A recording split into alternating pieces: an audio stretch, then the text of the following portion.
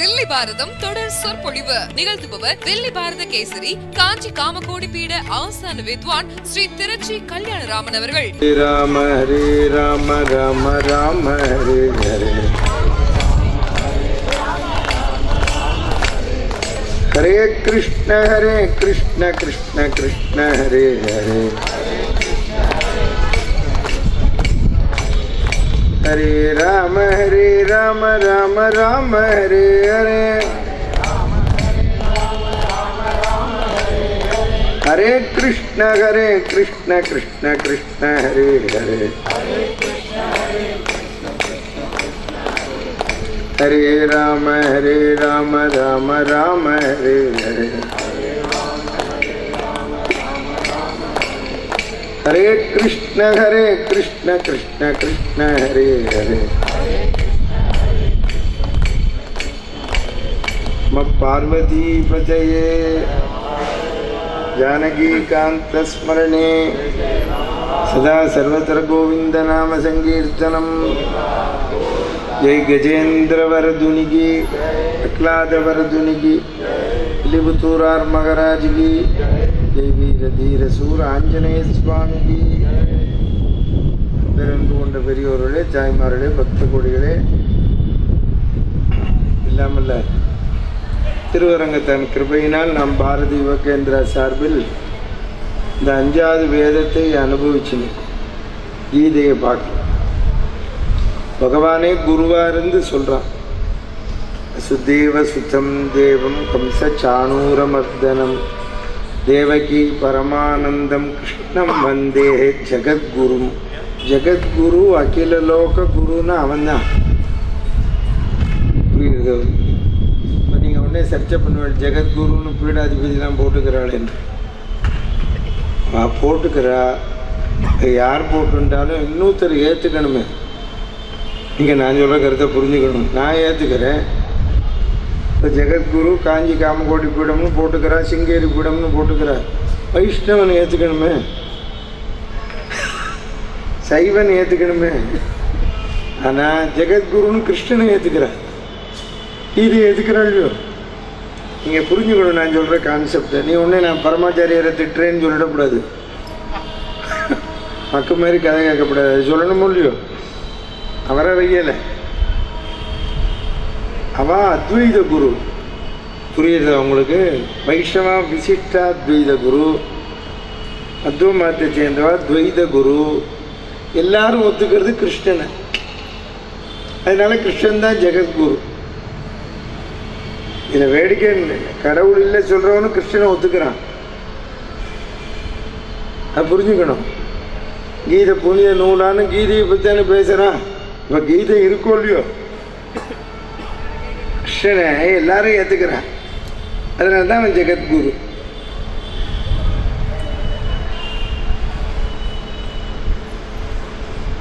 இந்த சரீரம் அழியக்கூடியது சொல்லிட்டு இருக்கார். பிறந்தவன் இறப்பதும் இறப்பவன் பிறப்பதும் உறுதி. விளக்க முடியாது. அதே நம்ம அஜ்ஞான வசத்தை அழகிறோம். யாராவது செத்து போனான் எத்தனை நாளைக்கு அழ போகிறோம்? சாஸ்திரத்திலே பிராமணனுக்கு எங்களுக்கு கர்மா 13 நாள்னு வச்சுருக்கு. ஆமாம், 2 நாள் 3 நாள் ஆனாலே அழுகையெல்லாம் போயிடும். 2ஆம் நாள் அன்னைக்கு போய் சாம்பலை கரைச்சிட்டு வந்தான்னு வச்சுக்கோங்க, போச்சு, முடிஞ்சு போச்சு. 3ஆம் நாள்லேருந்து வேறு மாதிரி பேசுவான் பக்கத்தில் இருக்க. ரொம்ப அழாதே, அவன் என்ன பண்ணான் தெரியும் ரொம்ப. புரியுது? ஆமாம், சரி. என்ன 2 நாளைக்கு நம்ம சாப்பிட்டோம் முடியும், உப்பு தண்ணியும் உள்ளே போயிடுச்சேன். முதல் நாளைக்கு செத்து போன அன்றைக்கி தான் பெருமையாக பேசுவான். 2 நாள் ஆச்சு 3ஆம் நாள் ஆச்சுன்னா உனக்கு தெரியாது அன்றைக்கி ஒரு நாள் அவன் என்ன பண்ணான்னு தெரியுமான்பான். இல்லை அவன் என்ன பண்ணா தெரியுமாம்மா. கதை இப்படி வேறு மாதிரி வரும். என்னவோ சட்டம் செத்து போனான்னு அழுதேன் அப்படிமா. புரிஞ்சுக்கோங்க டைப்பை. அம்மா உடனே நேற்றுக்கு கேட்பேன், நேற்றுக்கு நம்ம எல்லோரும் ஊதுவத்தி ஏற்றினோம்பாங்க. ஆமாம், எல்லாருக்கும் அதுதான். வேதாந்தம் எல்லாருக்கும் ஒன்று தான். புரியுறதோ? அது இவருக்கு ஒன்றும் அவளுக்கு ஒன்றுலாம் கிடையாது. சும்மா நம்ம ஒரு அஜ்ஞான வசாச்சு மெழுகுவத்தி ஏற்றி அவளுக்கு நினைக்கிறோம், அவ்வளோதான். இனிமேல் உயிர் பழக்க வைக்க முடியுமா? முடியாது. அதுதான் கீதையில் சொல்கிறோம், பிறப்பவன் இறப்பதும் இறந்தவன் பிறப்பதும் உறுதி.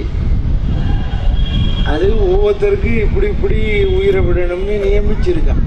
புரியுறதா உங்களுக்கு? இந்த உயிர் போகணும், இந்த கூட்டை விட்டு, இந்த உடம்பை விட்டு போகணும், இந்த உடம்புக்குள்ளே இத்தனை நாள் இருக்கணும்னு வச்சிருக்கான். ஆமாம், இந்த தேகத்துக்குள்ளே எத்தனை நாள் இருக்கணும், அதில் நாம் நல்லதை செய்யணும். எதுக்கு இதில் கடைசியில் அல்டிமேட்டாக பார்த்தீங்கன்னா சமுதாயத்துக்கு செய்ய, அதுக்கு செய்ய, இதை செய்யன்னு சொல்கிறாங்க. அந்த ஆத்மாவுக்காக செஞ்சுக்கிறான். புரியுதோ உனக்கு? அந்த ஆத்மாவுக்காக புண்ணியத்தை தேடிக்கிறேன். இப்போ அடியேன் ஒரு நல்லது பண்ணுறேன்னு, உங்களுக்கெல்லாம் நல்லது பண்ணுறேன்னு, மற்றவாளுக்கு பண்ணுறேன்னு சொன்னால் பண்ணுன்னு வச்சுருக்காங்க. கடைசியில் புண்ணியம் எனக்கு வச்சுருக்கான். கடைசியில் புண்ணியத்தை நான் தானே சம்பாதிச்சுன்னு போகிறேன். அதுதான் ஒருத்தன் சொன்னால் அழகா, இந்த தானம் பண்ணி நிறைய எல்லாருக்கும் கொடுத்துட்றான் பாரு. அவன் ஒரு விதத்தில் அவனை சார்ந்தவன்னா திட்டுவான்.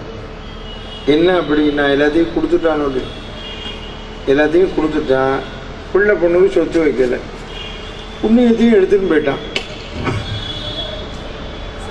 அதுக்கு ஒருத்தன் ஆசியமாக ஒரு விளக்கம் கொடுத்தான். ஆறா ரொம்ப நல்லவன்னா? கருமி தான் நல்லவன்னா. ஏன்னா அவன் சொத்தை வச்சான், பாவத்தை எடுத்துன்னு போனான் அப்படின்னு சொல்கிறான். எவனோத்த செத்து போயிட்டான், எல்லாரும் அழுதுன்னுட்டான். இவர் திண்ணையில் உட்காந்து உரமாக அழுத. இல்லை உங்களுக்கு உறவானார், இல்லை என்ன செஞ்சவனானார், இல்லைன்னு. இன்னும் எதுக்கு அழுதுன்னார்? இனிமேல் சாக போகிற போனமெல்லாம் அழுதுன்னுக்கு அவளுக்கு ஒப்பாரி வச்சேன்னு யோசனை பண்ணி பாரு. செத்த பிணத்தின் அருகே இனி சாகும் பிணங்கள் கத்தும் கணக்கு தையான்னு.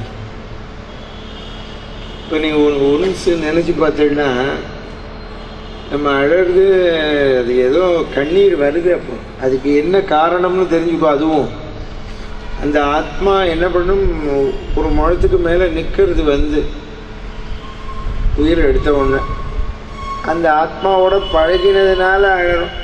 கண்ணில் ஜலங்கள் பழக்க சரீரம் நமக்கு ஒரு கோர்வு. நமக்கு அந்த சரீரம் இருக்கிறதுனால அழறோம். ஆமாம், அதனால தான் நீங்கள் எல்லாருமே ஒன்று உணரணும், இது இந்த சரீரம்.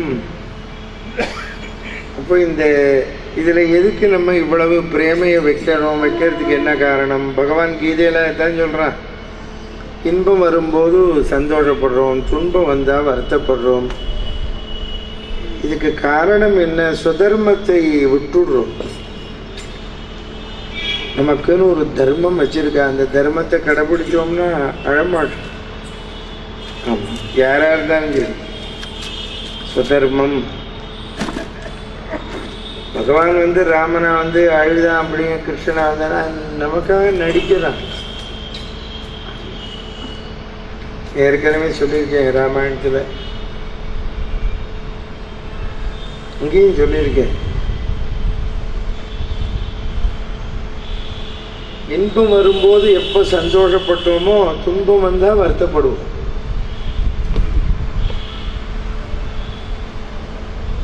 இன்பம் வரும்போது எவனொருத்தன் இன்பமாக நினைக்கலையோ துன்பம் வந்தால் துன்பமாக தெரியாது, நினைக்கப்படாது. இந்த சமுதாயத்தில் ஒன்று தெரிஞ்சுக்கணும், நீ என்ன பண்ணாலும் 10 பேர் வாழ்த்தினாங்கன்னா 10 பேர் திட்டுவான். அது சொந்தக்காரனோ தெரிஞ்சவனோ என்ன வேணாலும் சொல்லுவான், செய்வான். நீ அதுக்கெல்லாம் நம்ம வெயிட்டு கொடுத்துருந்தோம்னா வாழவே முடியாது. ஆமாம், தெரிஞ்சுக்கணும். அதை விட இன்னொரு வியாக்கியானம் கொடுத்தான். அதை விட இன்னைக்கு யார் ஒன்று வாழ்த்துறானோ நாளைக்கு திட்டுவான் வேற ஒரு விஷயத்தில், காரியம். இன்னைக்கு யார் ஒன்று நிந்திக்கிறானோ அவனுக்கு நாளைக்கு காரியம் ஆச்சுன்னா வாழ்த்துவான். இதைத்தான் வள்ளுவர் சொல்கிறார், இன்பத்துள் இன்பம் விழையாதான், துன்பத்துள் துன்பம் உறுதல் இலன். கீத ஸ்லோகத்தை தமிழில் சொல்கிறார், சுகதுக்கே சமே. பகவானாவது சுகத்தையும் துக்கத்தையும் ஒன்றா பாவின்னா. அவன் வள்ளுவர்னா ஒருபடி மேலே போனான், ஒன்றா பாவின்னு சொல்லலை. இன்பம் வரும்போது இன்பமா நினைக்கலன்னா துன்பம் வரும்போது துன்பமா தெரியாதுன்னா.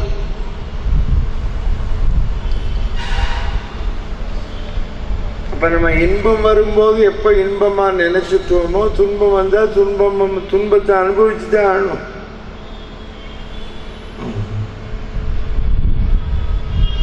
ஆதிசங்கர பகவத்பாதருக்கு உடம்புக்கு உபாதை வந்தது. ஒருத்தன் மருந்து போடனே போடு, நான் பாட்டுக்கு நரசிம்ம பெருமாளை வணங்குறேன்னு.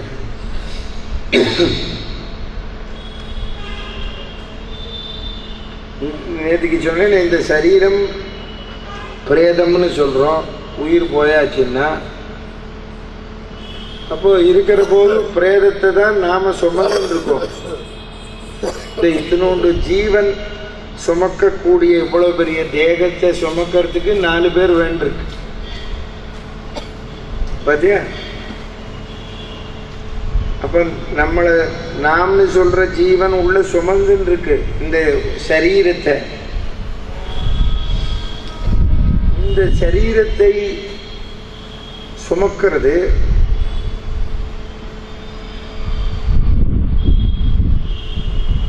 இந்த சரீரத்தை பிடிச்சிக்கிறதுக்கு பதிலாக பரமாத்மாவை பிடிச்சிக்கணும். Turn the table. அது எப்போ அப்படின்னு சொல்றார் பகவான்னா, இந்த சரீரம் இருக்கும் பொழுதே. அப்ப இந்த சரீரம் வேறேன்னு பிரிக்கணும். அந்த அளவுக்கு நமக்கு இந்த தேகத்துல பற்றுதல் இல்லாம நமக்கு அது இன்னும் ஒரு ஜென்மால வருமா? அதுக்கும் மார்க்கண்டேயர் சொல்ற. இப்போ நான் பகவான் கீதையில் எடுக்கிறான், கர்மயோகம், ஞான யோகம், பக்தி யோகம் அப்படின்னு சொல்றான். கர்மயோகம், ஞான யோகம், பக்தி யோகம்னு சொல்ற போது கர்மான்னு சொன்னா கடமை.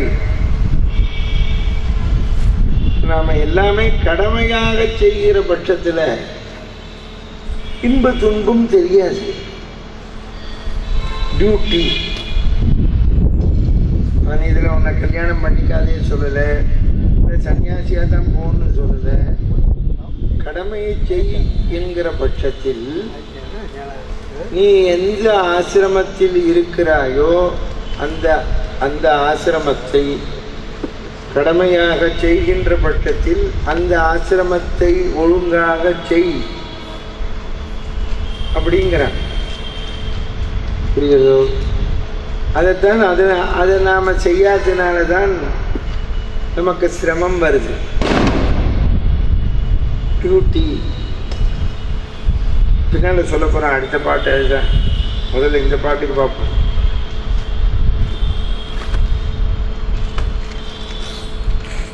போரில் ஒருத்தன் மடிந்தான்னா பொன்னுலகை அடைகிறான், வென்றான்னா மண்ணுலகை ஆள்றான்ங்கிறான். அதனால போரின் பொருட்டு நீ உறுதி கொண்டுரு. இப்போ நேற்றுக்கு 40 பேர் போனா நம்ம அவளுக்கு தேவலோகத்தில் இடம்ங்கிறான் பகவானே சொல்கிறான். அவள் ஜெயிச்சான்னா இந்த லோகத்தில் சௌக்கியமாக இருக்க போகிறாங்கிறான். அப்போ இதில் எதன் பொருட்டு நீ வருத்தப்படுகிறாய், இல்லை எதன் பொருட்டு சந்தோஷம் அடைய போகிறாய்னு கேட்கிறேன். நான் கேட்கறதே ஹதோவா பிராபியசி ஸ்வர்க்கம் ஜித்வா வா மோட்சேஸ்யே அவன் சொல்லுகிறான். மோட்சேஸ்யே சொல்றான். தஸ்மாத் உத்திஷ்ட கௌந்தேயா உத்தாய கிருத நிச்சய. உலகத்திலே எது நிச்சயம் என்பதை தெரிந்து கொள், உறுதி கொண்டிரு. இது சம்பந்தப்படுத்துவதனால் இதனால் நாம் என்ன அடைந்து விட்டோம் என்பதை உணர்.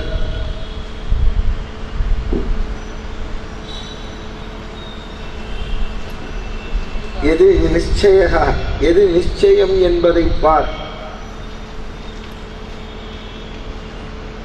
இதற்கு என்ன காரணம் என சொன்னால்,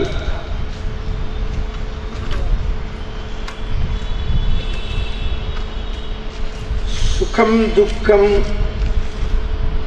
அப்ப இது வந்ததற்கு என்ன காரணம், யார் காரணம்? இந்த சுகமும் துக்கமும் நாம் தான் காரணம். நாம் ஒன்றை இன்பமாக எதை எண்ணுகிறோமோ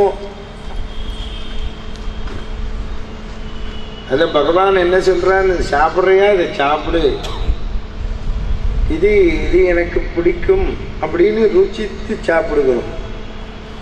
அது துன்பத்தையும் விளைவிக்கும். எதையுமே உனக்கு ஆட்படுத்தி செய்யாது.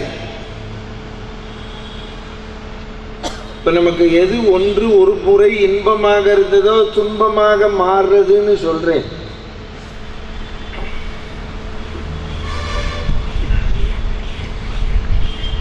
காலேஜ் படிக்கிற போதே பேச்சு போட்டியில் ஒரு சப்ஜெக்ட் வந்தபோது இந்த ஸ்லோகத்தை எடுத்து விளக்கம் கொடுத்து ப்ரைஸ் வாங்கினேன். அது ஒன்று நடந்த இன்சிடெண்ட்டை வச்சு. நான் திண்டுக்கல் காலேஜுக்கு, அப்போ நான் காலேஜ் படிக்கிற போது பேச்சு போட்டிக்கு வந்தேன். பேச்சு போட்டிக்கு வந்தவுடனே அப்போ தான் இந்த பாண்டியன் எக்ஸ்பிரஸ் விட்ட டைம் ராத்திரி. அது அப்போ இங்கே 7:30 மணிக்கோ என்னவோ கிளம்பும். மதுரையில் 9 மணிக்கோ 9:30 திண்டுக்கல் வரும். எங்கள் திருச்சிக்கு 10:40 10:30 10:40 இங்கேருந்து 1.5 மணி நேரத்தில் போனான். ட்ரெயின் பஸ்ஸுன்னா அப்போ 2 மணி நேரம் ஆகும். ட்ரெயின் டிக்கெட்டு வேறு சீப்பு. எனக்கு அந்த ரயில்வே ஸ்டேஷன் பக்கத்துலேயே காலேஜ், அதனால் ட்ரெயினுக்கு வந்தேன். வண்டி ஸ்பீடாக கொண்டு போய் திருச்சி நிறுத்திக்கிட்டா. 10:30 போய் நிறுத்திக்கிட்டா 10:30. எனக்கு ஸ்ரீரங்கம் கடைசி பஸ்ஸு 10:40 பிடிச்சுட்டேன் ரயில்வே ஸ்டேஷன் வாசல்ல. அதுக்கப்புறம்னா நைட் பஸ்ஸு உண்டு. பஸ்ஸு 11 மணிக்கிட்ட இது கிடச்சிருது எனக்கு. பாருங்கோ, இவன் ஸ்பீடாக வந்தான், சந்தோஷம். அந்த பஸ்ஸும் கிடைச்சது, சந்தோஷம். அவன் அப்படி எல்லாரையும் டிக்கெட் ஏற்றிட்டு ஸ்ரீரங்கம் போகணுமே. ஸ்ரீரங்கம் போகிற போது 11:15 எங்கள் ஊரில் திருவானகாவிலேருந்து உள்ளே நுழைஞ்சிட்டான். அப்போ இந்த ஓவர் பிரிட்ஜெலாம் கிடையாது, ரயில்வே கேட்டு. எங்கள் ஸ்ரீரங்கத்தில் கேட்டு போட்டான். நான் சிரித்தேன். பக்கத்தில் 2-3 பேர் கேட்டு போட்டான் அப்படின்னு சிரித்தேன். என்ன சிரிக்கிற தம்பினர், ஒரு நிமிஷம் இருங்கோன்னு சொல்லி கீழே இறங்கி கேட் கீப்பர்கிட்ட போய் பாண்டியன் வருதான்னு கேட்டேன். ஆமாம்னா. அப்போ திருப்பியும் சிரித்தேன். இந்த பக்கத்தில் இருந்த மாமா என்ன சிரிக்கிற அப்படின்னு. இப்போத்தான் மாமா அந்த பாண்டியனில் தான் வந்தேன்.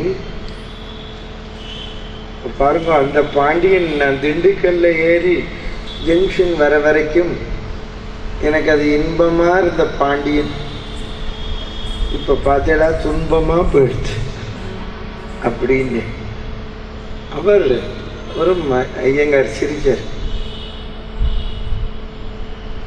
நல்ல வியாக்கியானம். நீ யாராவது பையன், இது அவர் பையன், நல்லா பேசுவார், சந்தேகமே இல்லை. அதான் மாமா ஒரு பேச்சு போட்டில் போய் பேசிட்டு வரேன், அது கரெக்டாக உதாரணம் வருதுன்னு பாருங்கோ.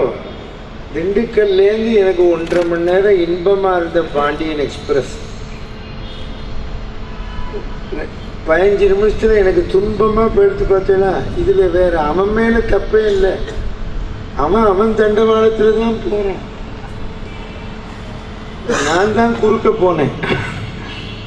பார்த்தேங்க, அப்போ அவனை இன்பமாக அனுபவித்ததும் நான் தான், இப்போ துன்பமாக கருதுறதும். இப்போ அவன் ஏதாவது ஜவாப்தாரியா? அவன் பாட்டுக்கு போகிறான். இதைத்தான் பாரதி தமிழில் கீதை சொல்கிறாங்க.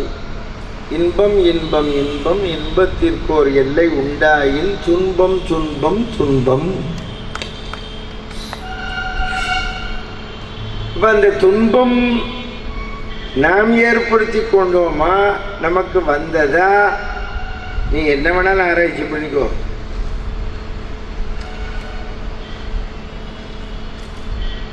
சரி, இந்த ஓவர் பிரிட்ஜே கட்டி இருந்தாலுமே டிராஃபிக் ஜாம் ஆகும்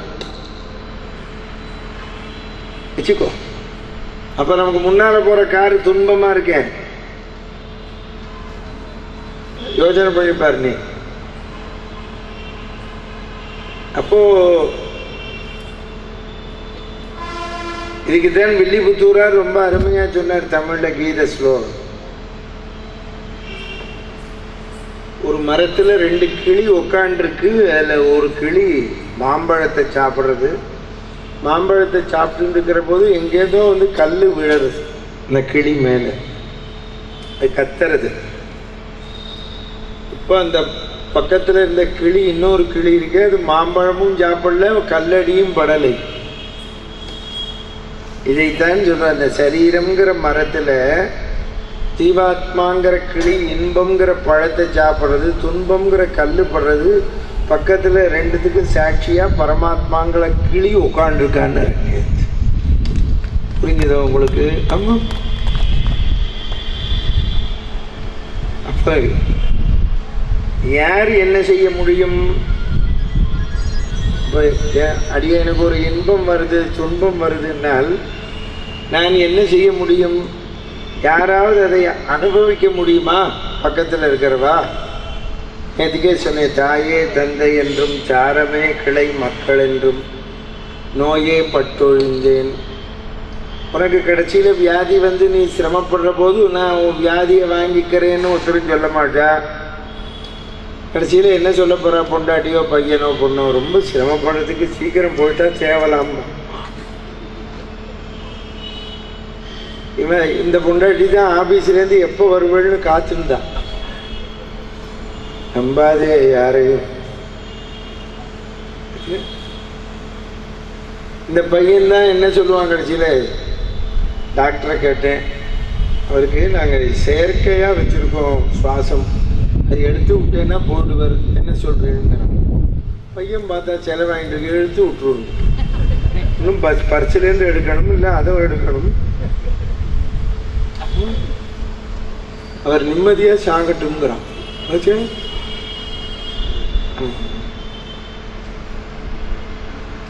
யாரா இருந்தா என்ன?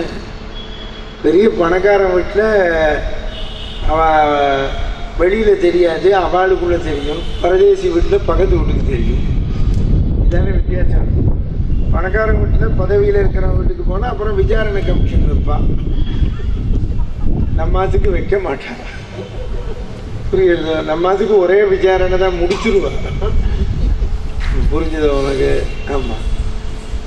அதனால தெரியும், யார்கிட்ட வேணாலும் போய் சொல்லுவோம். என்ன ஒருத்தரும் ஒன்றும் பண்ண முடியாது. என்ன பண்ண போகிறேன்? நான் உஞ்சவர்த்தி பார்ப்பேன். அந்த விசாரணை கமிஷன் பார்த்துன்னு இருக்கிற ஜட்ஜு யாரு என்னை விழுந்து கும்பிடுறேன். போனால் நாளைக்கு வேணால் வர சொல்லிட்டுப்போம் உபன்யாசத்துக்கு. என்னோட பரம தொண்டனவர் இப்போ தான் மத்தியானம் பேசினார். கொடுக்குறேன்னு நினைக்கிறீங்க? Phone number காட்டட்டுமா? 2 வருஷம் முன்னால் அவினாசியில் உபன்யாசம் பண்ணிட்டு என்னை தேடின்னு வந்துட்டு கோயம்புத்தூர் கிரைம் பிரான்ச்சிலேருந்து சூப்பரண்டா போலீஸ் பேசுகிறேன்னாரு. முதல்ல நான் ஒரு தப்பு பண்ணல. என்ன இல்லச்சாமி உன்னை பார்க்க ஜட்ஜி வராருண்டா, வர சொல்லுங்க. புரிந்து கும்பிடுறார். ஜட்ஜி பொண்டாட்டி பையன் பொண்ணோம். சாமி இந்த உபன்யாசம் நிறைய கேட்க நேரம் கேட்க வந்தேன். என்ன பண்ண? நான் நல்லபடியாக தீர்ப்பு தரணும்னு ஆசீர்வாதம் பண்ணுவோங்கிற. அது ஏன் அவர் வேற எதுக்கும் வர்றாரு? எதுக்காக இதை நான் உங்களுக்கு சொல்றேன்? பெரிய மனுஷனா இருந்தானே சின்ன மனுஷனா இருந்தானே பிராணம் போகிறது எல்லாருக்கும் ஒண்ணுதான். பிராணம் இருக்கிற போது கஷ்டப்படுறதும் ஒண்ணுதான். பட்டினத்தார் கோடிக்கணக்கான செல்வத்தை ரோட்ல போட்டுவிட்டு துறவியா போனார். பெரிய வியாபாரி. அவரை நம்பிதான் ஆட்சியே பண்ணிட்டு இருக்கா இந்த ராஜா. நீ தெரிஞ்சுக்கோ, ராஜ நாட்டை எவன் ஆள்றான்னு வியாபாரி தான். நீ பிரதம மந்திரி மோடி ஆண்டு இருக்கான்னு நினைக்கிறியா? அம்பானி, டாட்டா, பிர்லா, மல்லையா, கொள்ளையா எல்லாம் நான் நீலாம் கிடையாது. இப்போ இந்த மதுரை இப்போ உபன்யாசமே பாலு நடத்துகிறான். யாரை நம்பி வியாபாரியை நம்பித்தான். வியாபாரம் பண்ணுறவன் தான் 5000 10,000 கொடுப்பான். உத்தியோகத்துக்கு போகிறவன் 100 ரூபா தான் கொடுப்பான். உண்மையை சொல்லு. உத்தியோகத்துலேயும் கொஞ்சம் பெரிய பணக்காரனாக இருக்கிறவன் 1000 ரூபா தருவான். நல்ல வசதி உள்ளவன் 10,000 தருவான். வியாபாரியை நம்பித்தான். இப்போ மதுரை எப்படி ஓடுறது, கோவில்லாம் எப்படின்றது வியாபாரியை நம்பி. நீ அதனால தான் வியாபாரி, நீ அவன்கிட்ட போய் நீ எப்படி சம்பாதிச்ச, கொள்ளையடிச்சு சம்பாதிச்சா, நல்ல விதமாக சம்பாதிச்சியா? இப்போ நானே உபன்யாசத்தில் கொள்ளையடித்து சம்பாதித்தவர்கள் பணம் போடாதீர்கள் அப்படின்னா பணமே வசூலாது. என்ன சாமி கீதை இப்படியும் சொல்கிற அப்படியும் சொல்கிறேன், நாங்கள் எப்படியும் சொல்லுவோம்.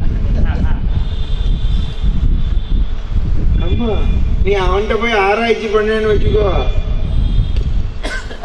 அதுதான் பிளேட் எடுக்கிறோம். அங்கே பகவான்கிட்ட பூ வச்சுருந்து புரிஞ்சது. எதுக்கு அடுத்தால உஞ்சவர்த்தி எடுக்கிறேன் ஹரிநாராயணன், அதில் நீ அரிசியை போட்ட பணத்தை போட்டேன்னா எந்த மாதிரி சம்பாதிச்சாலும் பாவம் போடும். அதுக்கு தான் பகவானுக்கு நைவேத்தியம் பண்ணுறோம். சாப்பாட்டை சாப்பிட்றதுக்கு முன்னால் எதுக்கு கண்டபடி சம்பாதிச்சிக்கேன், கொள்ளையடிச்சு சம்பாதிச்சேன், கொள்ளையடித்த பணம்லாம் இல்லை கலந்துருக்கு, லஞ்ச பணம் கலந்துருக்கு. புரிஞ்சுதான் உனக்கு? நம்ம எல்லாம் அயோக்கிய பயன் ஒன்று.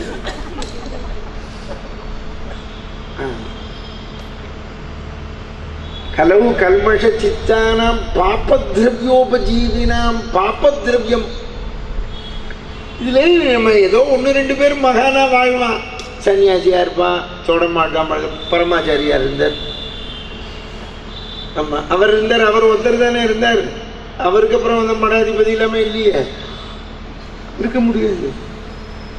அவர் இருந்தார். அவரை மாதிரி நம்மளும் இருக்கணும்னு பார்க்குறோம், முடியாது.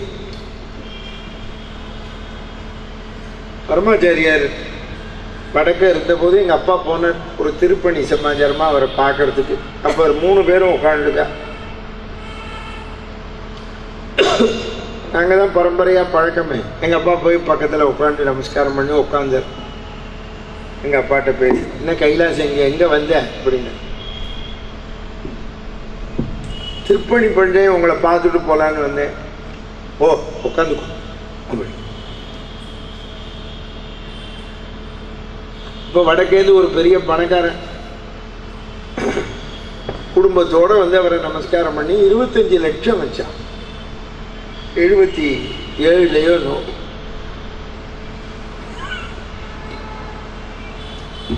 பரமாச்சாரியர் சிரிச்சர்.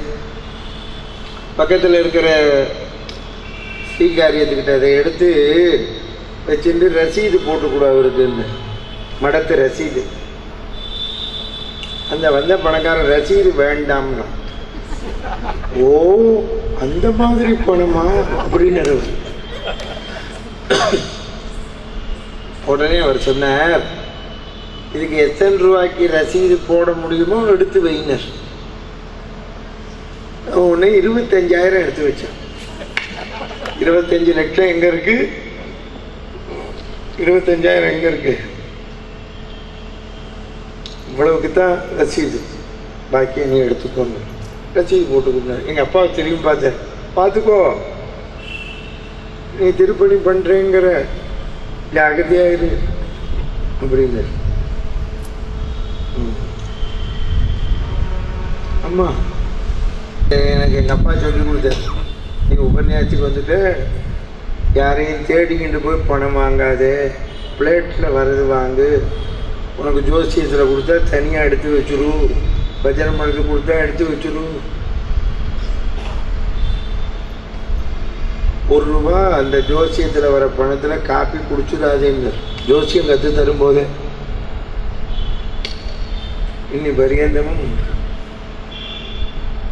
ஆமாம், நான் போய் பணக்காரர்களை பார்க்கணும்னா எத்தனை பேரை வேணாலும் போய் பார்த்து பணத்தை வாங்கிட்டு வரலாம். நேற்றுக்கு நீங்கள் தான் பார்த்தேன், நேற்றுக்கு உபன்யாசம் முடிஞ்சோடனே பார்த்தேடா.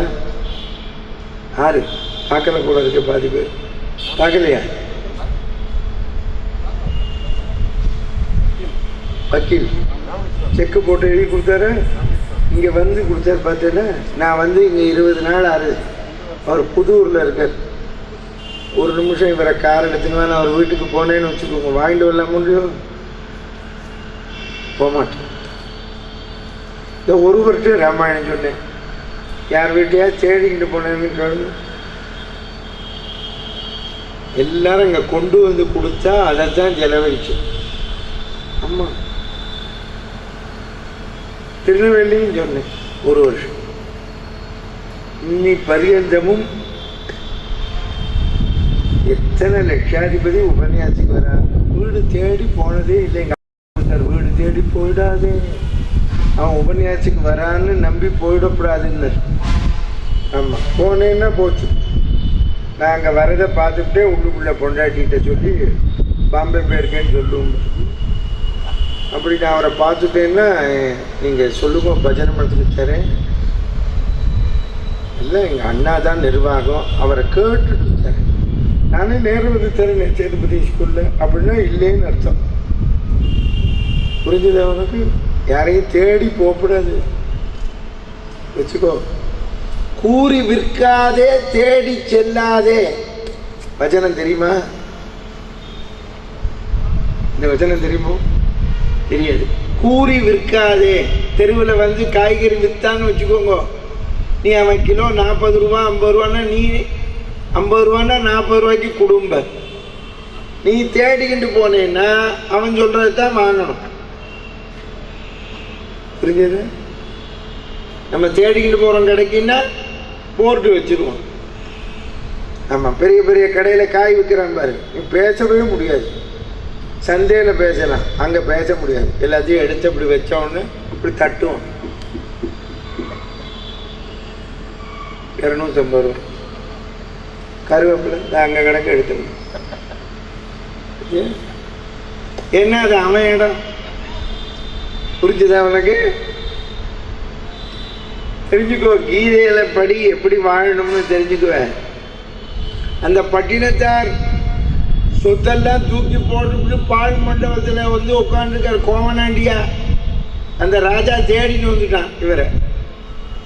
அவருக்கு பேர் திருவன்காடர்னு பேர் பட்டினத்தாருக்கு. திருவன்காடரே, இப்படி கோவனாண்டியா வந்து தீரே, இதில் எதை கண்டீர்? கோடான கோடி செல்வத்தை ரோட்டில். இவரை நம்பித்தான் அவனே பட்ஜெட்டு போடுறான். யாரு? ராஜா. புரிஞ்சதா உனக்கு?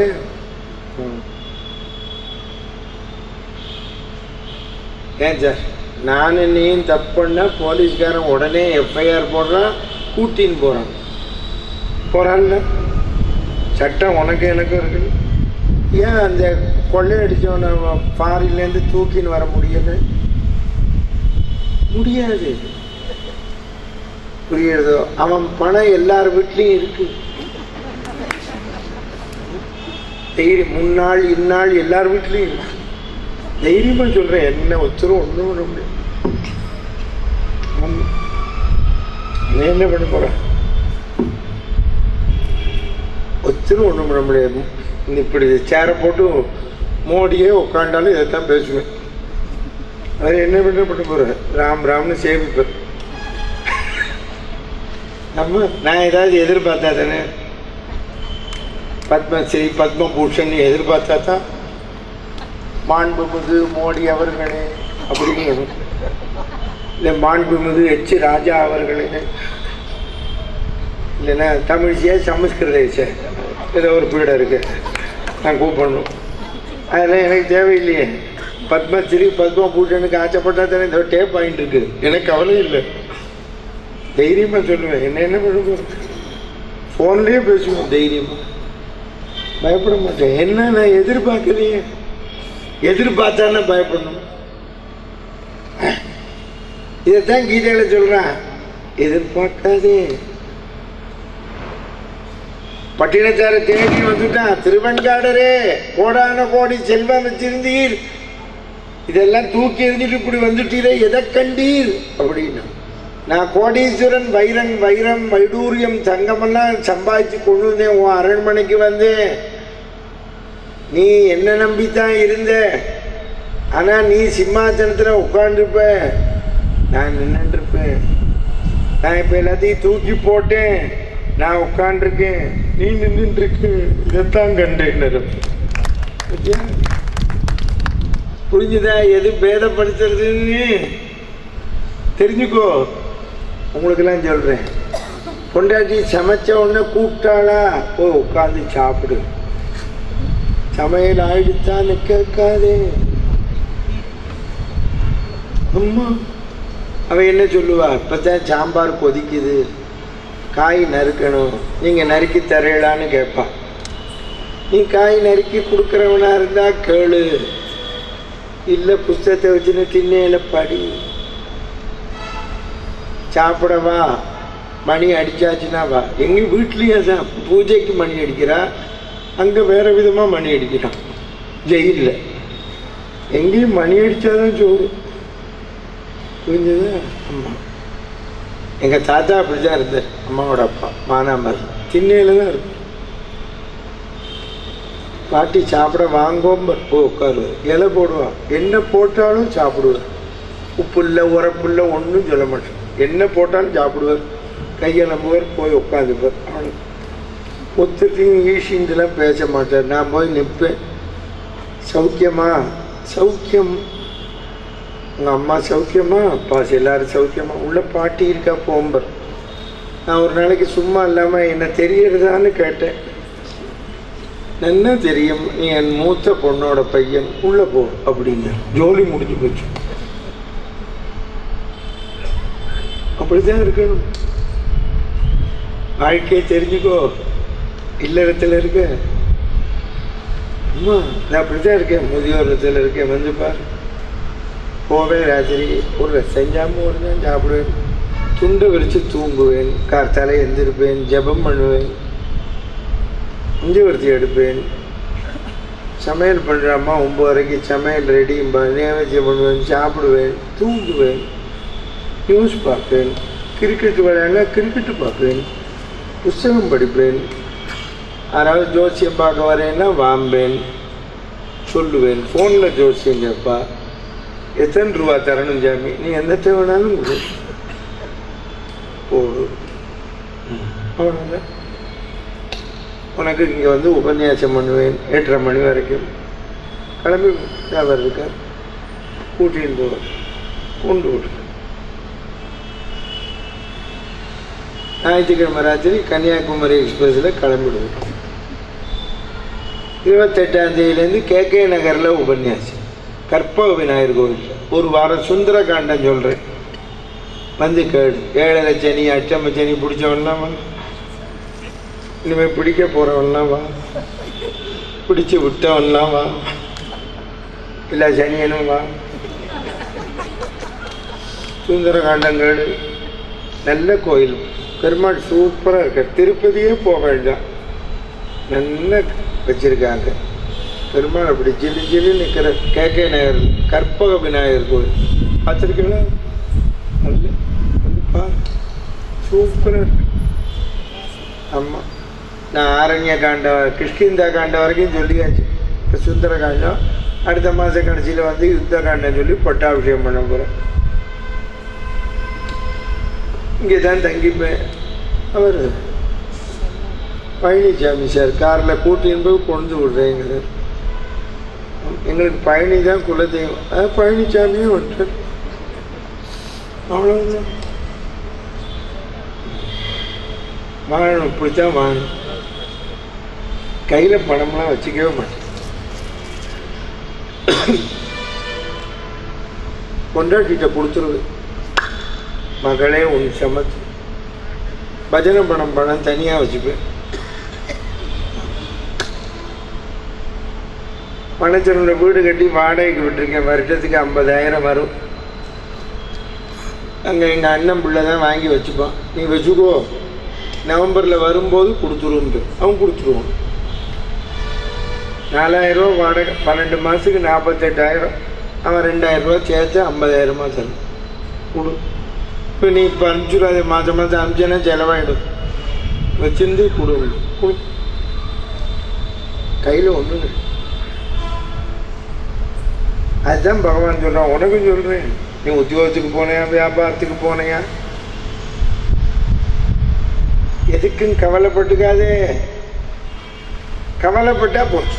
நான் சொல்கிறது தான் டாக்டர் சொல்கிறான், நீ பிபி ஏறுறது, சுகர் ஏறுறதுன்னா என்ன சொல்றான்? Stress and strain, tension. அவர் இங்கிலீஷில் சொல்றார், நான் தமிழில் சொல்றேன். இன்னைக்கு யாரை கேளு கவலை. எல்கேஜி படிக்கிற குழந்தைகளுக்கு பரீட்சை கவலை. எந்த கவலை போகணும்? படித்தது எழுத போகிறோம், மார்க் வர போகிறது. சொல், நானும் கவலைப்பட்டது. எங்கள் அக்கா கோச்சு போயிட்டுடா எஸ்எல்சி வந்துட்டேன், நாளைக்கு பரீட்சை. என்ன செய்வோம்? மார்க்கை வாங்கிடும். என்ன இப்போ லட்சாதிபதி லட்சக்கணக்காக சம்பாதிக்கிறவனும் 4 இட்லி தான் சாப்பிட போகிறான், பிச்சைக்காரனும் 4 இட்லி தான் சாப்பிட்றான். சொல்லு, 40 இட்லியாக சாப்பிட போகிறான் லட்சாதிபதி. அவனை தான் இந்த கையை பிடிச்சி சுகர் இருக்கு திங்காதேங்கிறான். சொல்லு, இந்த உலக வாழ்க்கையை எடுத்துப்பாரு. எல்லாருக்கும் ஒரே வாழ்க்கை தான். கிழக்க தான் சூரியன் உதிக்கிறான், மேற்க தான் அஸ்தமிக்கிறான். சொல்லு, இல்லை வேடிக்கை என்ன? கடன்காரனும் இந்த உலகத்தில் வாழறான், பிச்சைக்காரனும் வாழறான், எல்லாரும் வாழறான். 2 பேர் தான் இந்த உலகத்தில். ஒன்று கடன்காரன், இன்னும் ஒன்று பிச்சைக்காரன். இப்போ நம்ம எங்கே இருக்கோம்?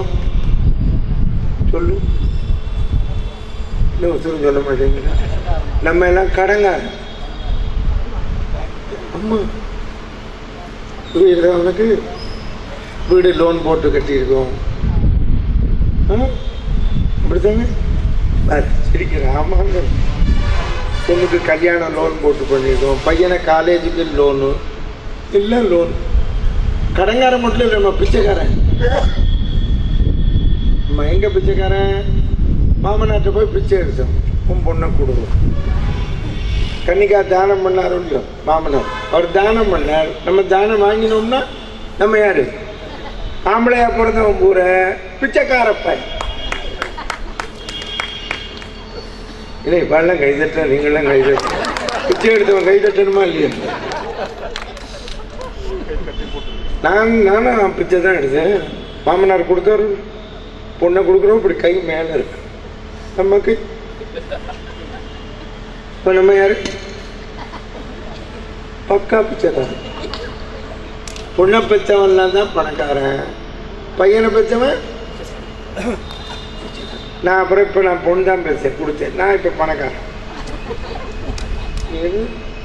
புரிஞ்சுதா உனக்கு? இப்போ நம்ம எல்லாரும் கடங்காரன், பிச்சைக்காரன். இதில் யார் முதலாளி, யாரு பணக்காரன்? யாரு சொல்லு? சொல்லு. பிச்சைக்காரன். இப்போ பாரு, பிரதம மந்திரி பெரிய ஆளுங்கிற. என்ன பெரிய ஆளு? இந்த அடுத்த மாதம் இந்தியா பூரா வந்து பிச்சை எடுக்க போகிறோம். ஓட்டு போடு, ஓட்டு போடு, ஓட்டு போடு. இப்போ எல்லாரும் பிச்சை எடுக்க வருவோம். எல்லாரும் வரப்போகிறோம்ல அடுத்த மாதம். நாங்கள் கூட்டாக வரப்போகிறோம். கூட்டு பிச்சைக்காரன். நாங்கள் இந்த கூட்டணி, அந்த கூட்டணி. கடைசியில் எங்கே வர? ஓட்டு போடு. அப்ப இந்த பூமியில ஆறா ஜெகநாதன் அவன் நடத்துறான். இதை உணர்.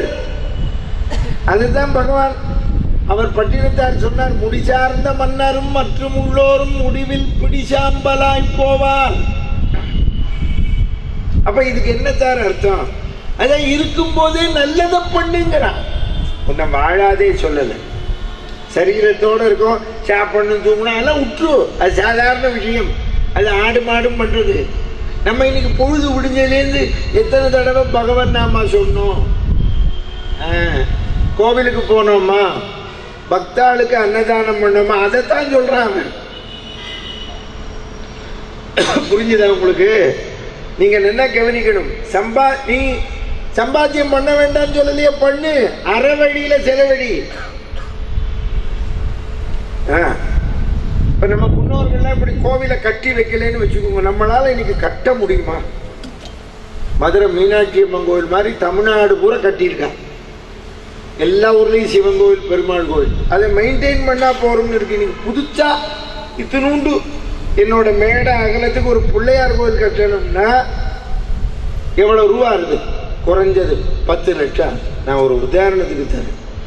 கோயிலை கட்டி கும்பாபிஷேகம் பண்ணணும். புதுசாக கும்பாபிஷேகம் பண்ணால் எத்தனை லட்சம் ஆகுது? நிர்வாகம் பண்ணுற செட்டியார கேடு. கோயிலை எப்படி அதை எப்படி பராமரிக்கிறது கேளு. அந்த கோவிலுக்கு பூஜை, பட்டருக்கு சம்பளம், குருக்களுக்கு, வாட்ச்மேனுக்கு, எத்தனை பேருக்கு யோஜனை. பணம் வேண்டானே நான் சொல்லலை, அவனும் சொல்ல, வேதம் சொல்றதே தானியம் தனம் பசும் நல்ல சம்பாதிக்கணும். எதுக்கு? நன்மார்க்கத்தில் செலவழி. சன்மார்க்கத்தில் இல்லை போச்சு. திருப்பி நம்ம ஜென்மா எடுக்கும், எங்கேயோ போய் புழுவா பிறந்துட்டோம், எங்கேயோ பிறந்தோம் அப்படின்னா நமக்கு அர்த்தம் இல்லாமல் போகுமே. திருப்பி இதே மாதிரி நல்ல ஜென்மா வேணும்னு கேளு.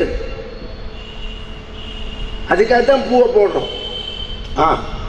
இந்த ஜென்மால் நமக்கு நல்ல கையை கொடுத்துருக்கான், நல்ல காலை கொடுத்துருக்கான், நல்ல தேகத்தை கொடுத்துருக்கான், நல்ல தேவாரத்தை சொல்லு, பிரபந்தத்தை சொல்லு. பகவான் உனக்கு குரலே வேண்டாம், சங்கீதமாக பாட வேண்டாம், சும்மா படி, பகவான் ஏற்றுக்கிறான். நீ எப்படி படித்தாலும் ஏற்றுக்கிறான். இசை தெரிஞ்சுதான் பாடணும்னே சொல்லலை, இசையே தெரிய வேண்டாம், அப்படியே படி. தேவாரத்தை படி. நன்றுடையானை சீயதில்லானை நிறை வெள்ளேறு சென்றடை, அப்படியே படிய. யார் தப்பு சொல்கிறான்? புரிய தெரிஞ்சவன் பாடிட்டு போகிறான், தெரியாதவன் எப்படியோ பாடிட்டு போகிறான், அவ்வளோதானே. இதானே வித்தியாசம். எப்படி படித்தாலும் ஒரே பாட்டு தானே. அதைத்தான் சொல்கிறான் பகவான் கீதையில், அதைத்தான் பட்டினத்தார் சொல்கிறார். பக்தியே பக்தி கடமையா செய். இந்த அடுத்த ஸ்லோகம் அதுதான். அவன் என்ன சொல்கிறான் பகவான் கீதையில்? எல்லாத்தையும் கடமையா செய், நீ பலனை எதிர்பார்க்காதே. நல்லா கவனிங்கோ, கீத ஸ்லோகத்தை எல்லாரும் தப்பாக புரிஞ்சுக்கிறா. கர்மண்யேவா அதிகாரஸ்தே மாபலேஷு கதாச்சனா. கடமையை செய். பாரதி தமிழில் சொல்கிறான், செய்தலும் கடனே அறம் செய்தலும் கடனே, அதில் விளைவுறும் மேன்மையினை நினையாதே. Do your duty. கடமையாக செய், பலனை எதிர்பார்க்காதே சொன்னா பலன் இல்லை. நல்லா கவனிங்கோ. ஏன் எதிர்பார்க்காதே சொன்னான் தெரியுமா? நீங்க எதிர்பார்த்து பண்ற போது அது நடக்கலைன்னா ஹார்ட் அட்டாக் வரும், வெக்ஸ் ஆயிடுவார். அவன் என்ன சொல்றான்? ரிசல்ட் ஓரியன்டா ஒரு காரியம் பண்ணாதே. எங்க அம்மா இதைத்தான் சொல்லி வளர்த்தா. எங்க அம்மா சொல்லுவா, நல்லா படி, வந்த மார்க்குக்கு உண்டான காலேஜில் சேர்க்கறேன்னா, அவ்வளவுதான். இப்போ இருக்கிறவாள்லாம் அம்மா காரியெல்லாம் என்ன பண்ணுறா? இத்தனை மார்க் வாங்கி நீட்டு பரீட்சை எழுது, இந்த காலேஜில் சீட்டு வாங்கணும், அந்த காலேஜில் வாங்கணும், குழந்தைகளை போட்டு பிராண வாங்குற. எனக்கு தான் ஃபோன் வருது, நீ எப்படி எனக்கு தெரியுங்கிறியா? இத்தனை மார்க் வருமா? என் பையன் அவிட்ட நட்சத்திரம், மூல நட்சத்திரம், என்ன பண்ணணும்? பரிகார ஹோமம் பண்ணணுமா? என்ன பழனிசாமி சார் நேற்று காரில் போகிறப்போ ஃபோன் வந்தது ஒன்று, நீர் தானே எவிடன்ஸ் இல்லை வருதா? முந்தானா உபன்யாசம் முடிஞ்சு போகிறப்போ வந்ததில்லை. கேட்டுக்கோங்க, நான் புழுகிறேன்னு நினைக்காது. ஃபோன் வருது. என்ன அக்ஞானம் பூர்வமே. அந்த குழந்தைக்கு என்ன மார்க் இல்லை, சும்மா இல்லை. அந்த பையன் படிக்கிறான் பார், அந்த பையன் பார், பக்கத்தாத்து பையன் என்ன மார்க் வாங்குறான். ஒரு பையன் சொன்னான், அவன் அப்பா வேறன்னா.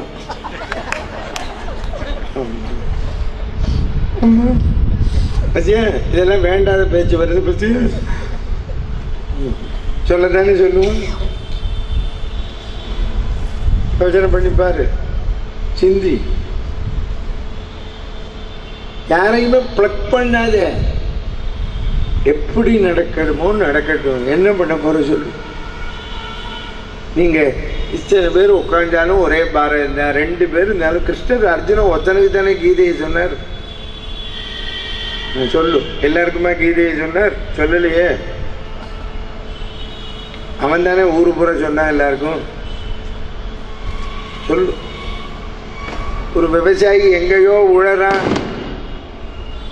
மாட்டை வச்சு உழறான், களை எடுக்கிறான், நெல்லை எடுக்கிறான், அறுவடை பண்ணுறான், களத்தில் கொண்டு வந்து போடுறான். அது எங்கேயோ அரிசியாக்கி எங்கேயோ மூட்டையில் வந்து கடையில் வருது. அவன் எங்கே போய் விற்கிறான்னு அவனுக்கு தெரியுமா? இல்லை வாங்குறவனுக்கு தெரியுமா? எந்த விவசாயி இதை கஷ்டப்பட்டு பண்ணால் நம்ம யாராவது கேட்குறோமா? எங்கேயோ நடக்கிறது பார்த்தியா? அவன் கடமையாக பண்ணுறான் பாரு. எந்த வேலையும் கடமையாக செய். பொண்ணை பற்றியா பையனை பற்றியா படிக்க வை, கடமையாக பண்ணு, கல்யாணத்தை பண்ணி வை. அவன் திரும்பி உன்னை பார்க்கல, அவன் கடமையை செய்யலை, அதுக்கு நம்ம ஜவாப்தாரி இல்லையே. அவன்னா அவன் கடமையை பண்ணணும். புரிஞ்சதோ? நீ எல்லாரும் என்ன பண்ணுற, என் பையன் கவனிக்கலை, என் பொண்ணு கவனிக்கலை, இப்போ முதியோரத்தில் இருக்கா, என்ன பண்ண போகிறோம்? ஆரோ கவனிக்கிறா, சொல்லு, ஆரோ கவனிக்கிறா. ஒரு பாட்டி ரொம்ப வயசாகிடுச்சு, முடியலை, சாப்பாடு இறங்கலை, குழந்தை இல்லை. எங்கிட்ட இன்னொரு உறவுக்கார பாட்டி சொல்கிறா, இந்த கிருஷ்ணமணி இருந்தால் எல்லாம் செஞ்சுருப்பான், அவன் போயிட்டான், நீ ஏன் கவலைப்படுற பாட்டி, நான் இருக்கேன், என்ன பண்ணணும்? போனால் முதல்ல கொண்டு வச்சு மந்திரம் சொல்லணும், அவ்வளோதானே. பண்ணிவிடுவேன். நான் மெட்ராஸுக்கு போயிட்டாலும் வந்துடுவேன். மெட்ராஸுக்கு போய் இன்னும் வந்து ஃபோன் பண்ணி ஓடி வந்துடுறேன். என்ன இப்போ சாஸ்திரம் சொல்கிறது, யார் வேணாலும் யாருக்கு வேணாலும் கர்மா பண்ணலான்னு, எந்த ஜாதிக்கும் பண்ணலாம். அநாத பிரேத சம்ஸ்காரகா அஸ்வமேத பலம் லபேதுன்னு இருக்கு. அஸ்வமேத யாகம் பண்ண புண்ணியம். கல்யாணத்துக்கு நீ பணம் தரையோ, பட்டுப்புடவை வாங்கி தரையோ தல்லையோ, இதுக்கு பண்ணணும். ராவணன் கீழே விழுந்தான், விபீஷணன் கர்மா பண்ண மாட்டேன்னா, ராமர் சொன்னார் கர்மா பண்ணுன்னார். அவன் அயோக்கியன்னா, அயோக்கியன் யோக்கியன்னா உயிர் இருக்கிற வரைக்கும் தான். உயிர் போயாச்சு, அதுக்கு பண்ணணும். நீ பண்ணுறியா இல்லை நான் பண்ணட்டுமான்னு? ராமர் தான் ஜடாயுவுக்கு பண்ணார், மந்திரம் சொல்லி பண்ணார். நீங்கள் எல்லோரும் தெரிஞ்சுக்கணும், சொந்தக்காரனில் ஒருத்தனுக்கு குழந்தை இல்லை கேலி பண்ணக்கூடாது, ஆம்பளை குழந்தை இல்லை கேலி பண்ணக்கூடாது, குழந்தையே இல்லை கேலி பண்ணக்கூடாது. நான் இருக்கேன்னு சொல்லணும். பின்ன எதுக்கு போய் சாப்பிட்ற பழகிற? ஒருத்தர் அதுக்கு போகிறோம், சாப்பிட்றோம், பழகிறோம், எதுக்கு? சும்மாவா? பொழுது போகாமல்.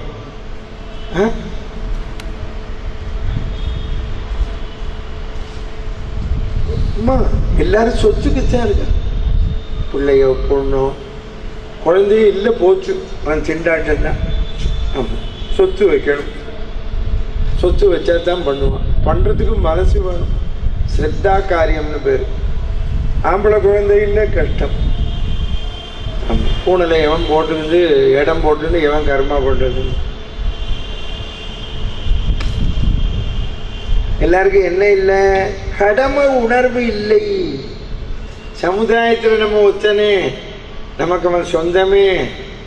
எதுக்கு சொந்த பந்தம்? இப்போ பார்த்தியா, அதே கடமையாக செய்யுங்கிறோம். இன்னிலேருந்து கதை கேட்குறவெல்லாம் தெரிஞ்சுக்கோ, 10 பேருக்கு சொல்லு.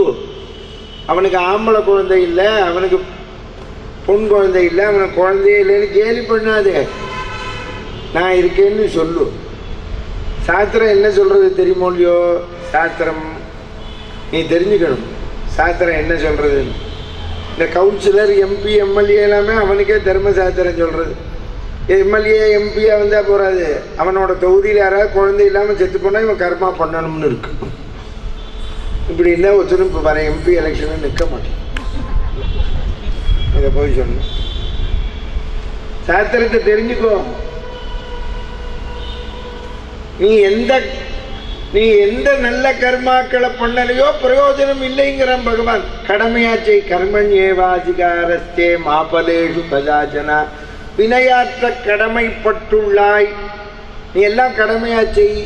வினை பயனில் உரிமை பாராட்டாதே. உனக்கு உரிமையே கிடையாது. என் பொண்ணு என் பையங்கிற 10 ரூபாய்க்கு பிரயோஜனம் இல்லை. பொண்ணை கல்யாணம் பண்ணால் மாப்பிள்ளை கூட்டின்னு போகிறான், பையனை கல்யாணம் பண்ணால் நாட்டு பொண்ணு கூட்டின்னு போகிறா. குழந்தை பிறந்தது எங்கள் அம்மா எங்கள் அப்பா அங்கே போகிறா. அந்த குழந்தை என்ன சொல்ல போகுது? என்னோட அம்மா என்னோட அப்பா அங்கே போகிறா. போச்சு, நமக்கு கிரேடு போயின்னு இருக்கே, பாட்டி தாத்தான்னு சொல்கிறான், அது உரிமை போயிடுமே. போச்சு பார்த்தியா? அதனால தான் என் பையன் என் பொண்ணுன்னு வளர்க்காது. அது பெற்றிருக்கோம் வள கடமையாச்சு. எல்லாரும் எங்கிட்ட தான் வந்து ஜாதகத்தை எடுத்துன்னு அழறான். பையன் கவனிக்க மாட்டேங்கிறான், மாப்பிள்ளை பேச மாட்டேங்கிறான், பேசாட்டி போகிறான். நம்ம பொண்ணோட பேசுகிறானோ சந்தோஷம் முடியும். அதுதான் வேணும். மெட்ராஸில் உபன்யாசம் பண்ண ஒருத்தர் மாப்பிள்ளை என் கூட பேச மாட்டேங்கிறார்.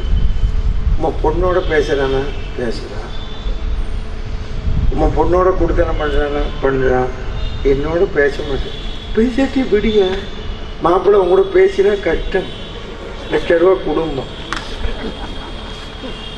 எப்போ பேசுறியோ ஆபத்து. புரிஞ்சது இல்லை சார்? இல்லை எங்கிட்ட அவர் சொல்கிறார். நான் உடனே சும்மா இல்லாமல் என் ஆத்துக்காரியை கை காமிச்சு பொண்ணா பாவியும் என்ன மாப்பிள்ளையா பாவியும் சரின்னு மறுநாளைக்கு உபன்யாசத்துக்கு வரும்போது மாப்பிள்ளை அப்படின்னு இருக்கேன். சௌக்கியமானு சௌக்கியம்னு. மறுநாளைக்கு உபன்யாசத்துக்கு வந்தார். மாப்பிள்ளைன்னு பஜனை படத்துக்கு ஏதாவது கொடுங்க.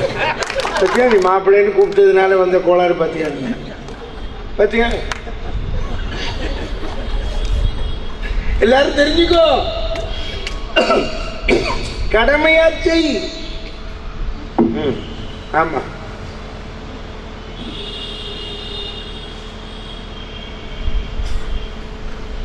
என்ன பண்ண போற சொல்லு. பையன் எங்கேயோ வேலைக்கு போயிட்டான், உங்களும் தினம் பேசினா தான் என்ன பண்ண போற? நீ மதுரையில் இருக்க, பையன் டெல்லியில் இருக்கான், பாம்பேயில் இருக்கான், அமெரிக்காவில் இருக்கான், உன்னையோ கூட்டின்னு போகல. என்ன பண்ண போற? பேசிக்கிட்டா என்ன பண்ண போற? கடைசியில் பொண்டாட்டிக்கு உடம்பு முடியலை, சமைக்கிறதுக்கு முடியலை, எவ்வளோ வேணாம் என்ன, கடைசியில் எங்கேயும் மெஸ்ஸிலேருந்து சாப்பாடு. இல்லைன்னா என்ன சொல்கிறான், பாப்பா நீ தனியாக இருக்காது, சேஃப் பிளேஸ் முதியோர் இல்லத்தில் இரு, பணத்தை கட்டு, ஜூலி முடிச்சு. இப்போ எல்லாரும் எப்படி இருக்கா?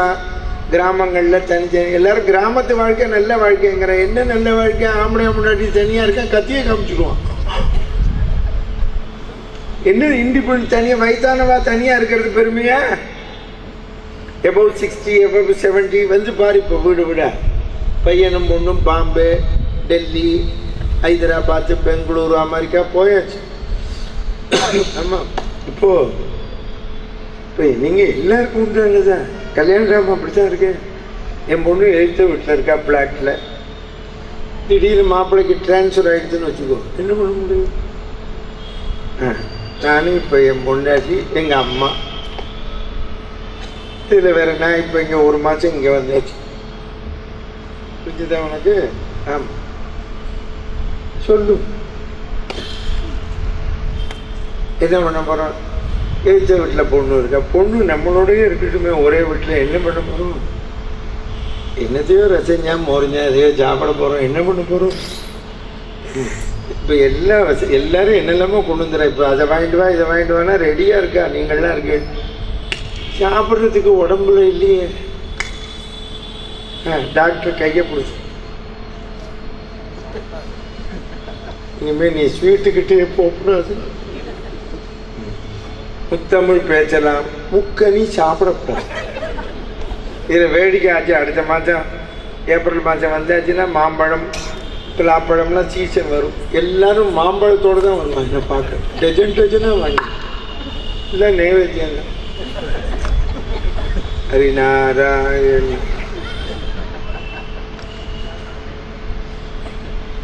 ஆனால் எல்லாரும் இதைத்தான் கொண்டு வந்து வைப்பான். பார்த்தியா? இப்போ நான் வேறு உத்தியோகம் பார்த்தா ஒருத்தரும் வாங்கி தர மாட்டான். எனக்கு பகவான் பார் உபன்யாசகர்னு வச்சான், சாப்பிடாதுன்னு வச்சான். சொல்கிறதுக்கு மட்டும்தான் நீ சாப்பிடக்கூடாது வச்சிருக்க முடியும். இதில் எனக்கு வேடிக்கை என்னென்னா, மாம்பழக்கடை வச்சிருக்கிறவனும் என் தொண்டை. ஒரு ஃபோன் பண்ணால் மாம்பழ கூடையோடு வந்துடும். எதுவும் சாப்பிடாது, எண்ணெய் பதார்த்தம் சாப்பிடாது. அப்புறம் என்ன சாப்பிட்றது? பாகக்காய் சாப்பிடும். என் மாந்திர பாவம், அதுக்கே பேர் பாவக்கான்னு வச்சிருக்கேன், புண்ணியக்காய். நமக்கு பாரு பகவான் எப்படி வச்சிருக்கான். பயத்துக்கு எது ஒத்துக்குமோ அது நாக்குக்கு பிடிக்கல. நாக்குக்கு எது பிடிக்குமோ வயத்துக்கு ஒத்துக்கலாம். எப்படி வச்சிருக்காங்க? ஸ்வீட்டு பிடிக்கும், வயத்துக்கு ஒத்துக்கலாம். வயத்துக்கு பாகக்காய் ஒத்துக்கும், நாக்குக்கு பிடிக்கும். டாக்டருக்கு நமக்கு சம்பந்தம் கிடையாது, அவனுக்கு நமக்கு ஏதாவது சம்பந்தம். 10 நாள் பங்காளியாம நான் செத்தா அவன் தர்ப்பணம் பண்ண போகிறேனோ இல்லை அவன் செத்தா நான் பண்ண போகிறேனோ அவன் தான் சொல்கிறான் இதை சாப்பிடாது அதை சாப்பிடு. எப்படி எங்கிட்ட 500 ரூபாய் வாங்கிட்டு இதை சாப்பிடாதே அதை சாப்பிடாதே. அவன் இதுக்கு தான் நான் இதை செய்யி அதை செய்யின்னு சொல்கிறதுக்கு நான் பிறந்திருக்கேன். டாக்டருக்கு படித்தவன் இதை சாப்பிடாதே அதை சாப்பிடாதே சொல்கிறதுக்கு படிச்சிருக்கேன். புரியுறதோ? புரிஞ்சுக்கோ. ஏதான் பகவான் கீதையில் சொல்கிறான். என்ன இப்போ வியாக்கியானம் தரனா, அதனால தான் இளமையில சாப்பிட்ற போதே அது எது ஒத்துக்குமோ அதை பிரேமையாக சாப்பிடாது, வயத்தானா ஒத்துக்காம போடுறது. உனக்கு எது ஆரம்பத்தில் இன்பமாக இருந்ததோ துன்பமாக மாறும், எது துன்பமாக இருந்ததோ இன்பம். இளமையில ஆதிகாரினா இன்பம், வயசானவொன்னு துன்பம். புரிஞ்சுது? அதனால தான் இன்பமா நினைக்காதே, பின்னால துன்பமான நினைக்கணும். புரிஞ்சது? நான் காணும் பொருள் யாவும் நீயாக வேண்டும், நீயாக வேண்டும். ஆத்துக்காரியை பார்த்து நான் பார்க்குற பொருள்லாம் நீயா தெரியணும். இளமையில தாமரைப்பூவை பார்த்தா ஆத்துக்காரி ஞாபகம் வருது, வயசானவனா தொடப்பக்கட்டையை பார்த்தா அவன் ஞாபகம் வருது. இப்போ இதுக்கு யார் காரணம்? நம்மளா அவளா? பாரு, நான் காணும் பொருள் யாவும் நீயாக வேண்டும், நீயாக வேண்டும். கும்பலாம் கெட்டிக்கார கேரண்டியே தரமாட்டேன். அவள் சரினாலும் அவன் என்ன சொன்னான்? அப்பவே சொல்லிட்டா பாத்தியா? சரி சொன்னாலும் எந்த பாட்டிலையும் வேதாந்தத்தை பாரு.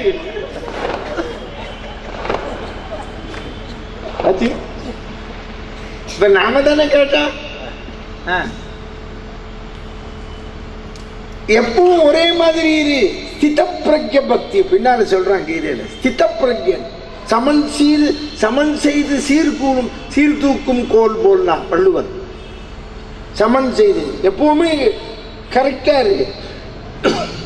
நம்மளால இருக்க முடியாது. நேற்றுக்கு திட்டுவான், இன்னைக்கு சேர்ந்துப்பான், இன்னைக்கு சேர்ந்துப்பான், நாளைக்கு திட்டுவான். நேற்றுக்கு நீங்க திட்டினீங்களே அது வேற சமாச்சாரம், இன்று சேர்ந்திருக்கே இது வேற சமாச்சாரம். நாங்கள் 40க்காக சேருவோம், 40 முடிஞ்சதுக்கு அப்புறம் திட்டுவோம். புரிஞ்சதோ? எல்லாரும் அப்படித்தான். கீதையை யாராலும் ஃபாலோ பண்ண முடியாது. ஃபாலோ பண்றதில்லை, முடியாதில்லை, பண்ண மாட்டேன். அப்ப கஷ்டம்தான். அப்ப இன்ப துன்பம் மாறி மாறி வருதில்லை, இன்ப துன்பத்தை நாம் ஏற்படுத்தி கொள்ளுகிறோம். நல்லா கவனி. 3வது வியாக்கியானத்துக்கு போறேன். இன்ப துன்பம் உன்னை தேடி வரவில்லை, நாம் தான் தேடி போகிறோம். கொஞ்சம் யோசிங்க. நீங்க இதே ராமாயணம் கேட்டுக்கே. ராமாயணத்துல பார், ஜனக மகா கர்மயோகிங்கிறோம், தசரதன கர்மயோகி சொல்லல. சம்பராசுர யுத்தத்தில் இந்த கைகை தான் தசரதனை காப்பாத்தினா. அதே கைகை தான் 2 பேரை கேட்டு பிராணன் எடுத்தா. அவ காப்பாத்துற போது இன்பமா இருந்தது, வரம் கேட்கிற போது துன்பமா இருந்தது. ஏன் பகவான் இப்ப கீதையை சொல்றான்னு தெரிஞ்சுக்கோ. ராமனா வாழ்ந்து காமிச்சா, கிருஷ்ணனா உபதேசிச்சான். தசரதன் கூப்பிட்டு நாளைக்கு உனக்கு பட்டாபிஷேகம்னா சந்தோஷப்பட்டதா கம்பன் சொல்லலையே. காதலுற்றீலன் இகழ்ந்தீலன், கடமை என்று உணர்ந்தான். கடன், நம்ம அப்பா சொல்றது கடமைன்னு. ராமர் இப்படியே நிற்கிறது. நாளைக்கு உனக்கு பட்டாபிஷேகம். சிரிக்க கூட கைகை கூப்பிட்டா ராமர் நாளைக்கு உனக்கு பட்டாபிஷேகம்னா இப்படியே நிற்கிறார். நம்மளா இருந்தா என்ன பண்ணுவோம்? விதவிதமா கட் அவுட் வைப்போம், டிசைன் வைப்போம். தெரியுமா? எங்கள் இளைஞரணி தலைவனை மன்னனாக்கிய தசரதா, நீ பல்லாண்டு வாழ்க. விஸ்வாமித்திரர் பின்னால போற மாதிரி ஒரு கட் அவுட்டு, அகலிகைக்கு சாப விமோச்சனம் தரா மாதிரி காலை தூக்கணும். அப்புறம் சீதைக்கு மாலை போடுற மாதிரி இப்படி போஸ் கொடுத்து அதுக்கப்புறம் வில்ல விளைக்கிற மாதிரி பரசுராமனை ஜெயிக்கிற மாதிரி சத்திரிய குலத்தை அழிப்பேன் என்ற பார்கவராமனை வீழ்த்திய ரகுராமா பல்லாண்டு வாழ்க. எங்கள் அயோத்தியா மாநகரத்து தங்க தலைவனே வாழ்க. எங்கள் இளைய தளபதியே வாழ்க. எங்கள் உயிரே, எங்கள் தமிழே, எங்கள் மூச்சு. அது வரைக்கும் மூச்சு உள்ள கைகையை கூப்பிட்டா உனக்கு ஆட்சி இல்லை, நாளைக்கு உன் தம்பிக்கு வருத்தப்படல.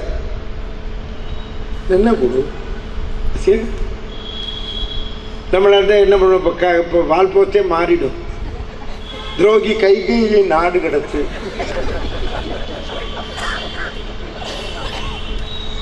நாங்கள் போராட்டம் நடத்துவோம். இது நீ இன்னைக்கு பண்ணல, லட்சுமணன் அன்னைக்கே பண்ணா.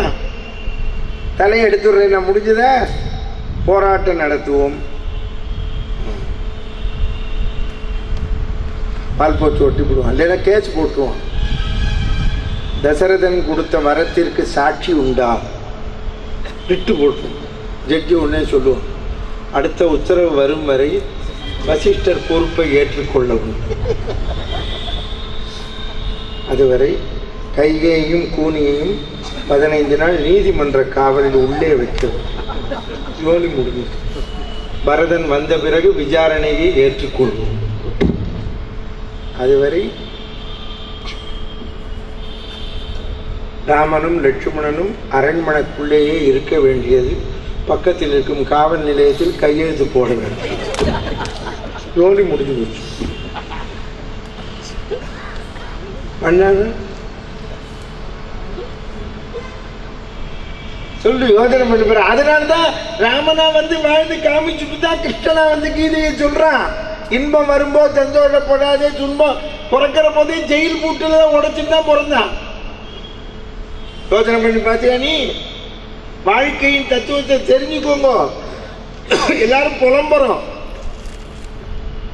ஒருத்தர் வந்து புலம்புறான், பாட்டி புலம்புற, நான் அப்படி வளர்த்தேன் இப்படி வளர்த்தேன், என்னை கொண்டு இங்கே சேர்த்து விட்டா புலம்புற ஒரு பாட்டி. நான் சொன்னேன், புலம்பி என்ன புண்ணியம் பாட்டி சொல்லு. புலம்புறதுல அர்த்தமே இல்லை. உங்களுக்கு தான் சொல்கிறேன். நான் இப்படி பொண்ணை வளர்த்தேன், படிக்க வச்சேன், மாப்பிள்ளையை பார்த்து கொடுத்தேன், எல்லாம் பண்ணேன். அவள் திருப்பி என்ன கேட்க போகிறா? உன் கடமையை செஞ்சேன்பா சொல்ல போகிறான். நீங்க திருப்பி கடமையை செய்யலையே, பேசாமல் இருப்பான். நம்ம அவன் என்ன செய்யணும்? ஒருத்தரை போய் நம்ம அழுத்த முடியுமா? உன் கடமையை செய்யணும். அவளுக்கு என்ன இருக்கணும்? நம்ம கடமை. எங்கள் தாயார் சொல்லுவா, நீ நீ பிரியமாகவே தர வேண்டாம், கடமை அப்படின்னு சாப்பாடு போடும்பா. கடமை. ஒரு ஜீவன் கஷ்டப்படுறதுன்னு சோறு போடும்பா. கரெக்டாக தானே? நம்ம கடமைன்னு பண்ணு. அம்மா அப்பான்னு ஈசிக்கவே வேண்டாம், ஒன்றும் ஈசிக்க வேண்டாம். உன் கடமையாக பண்ணு.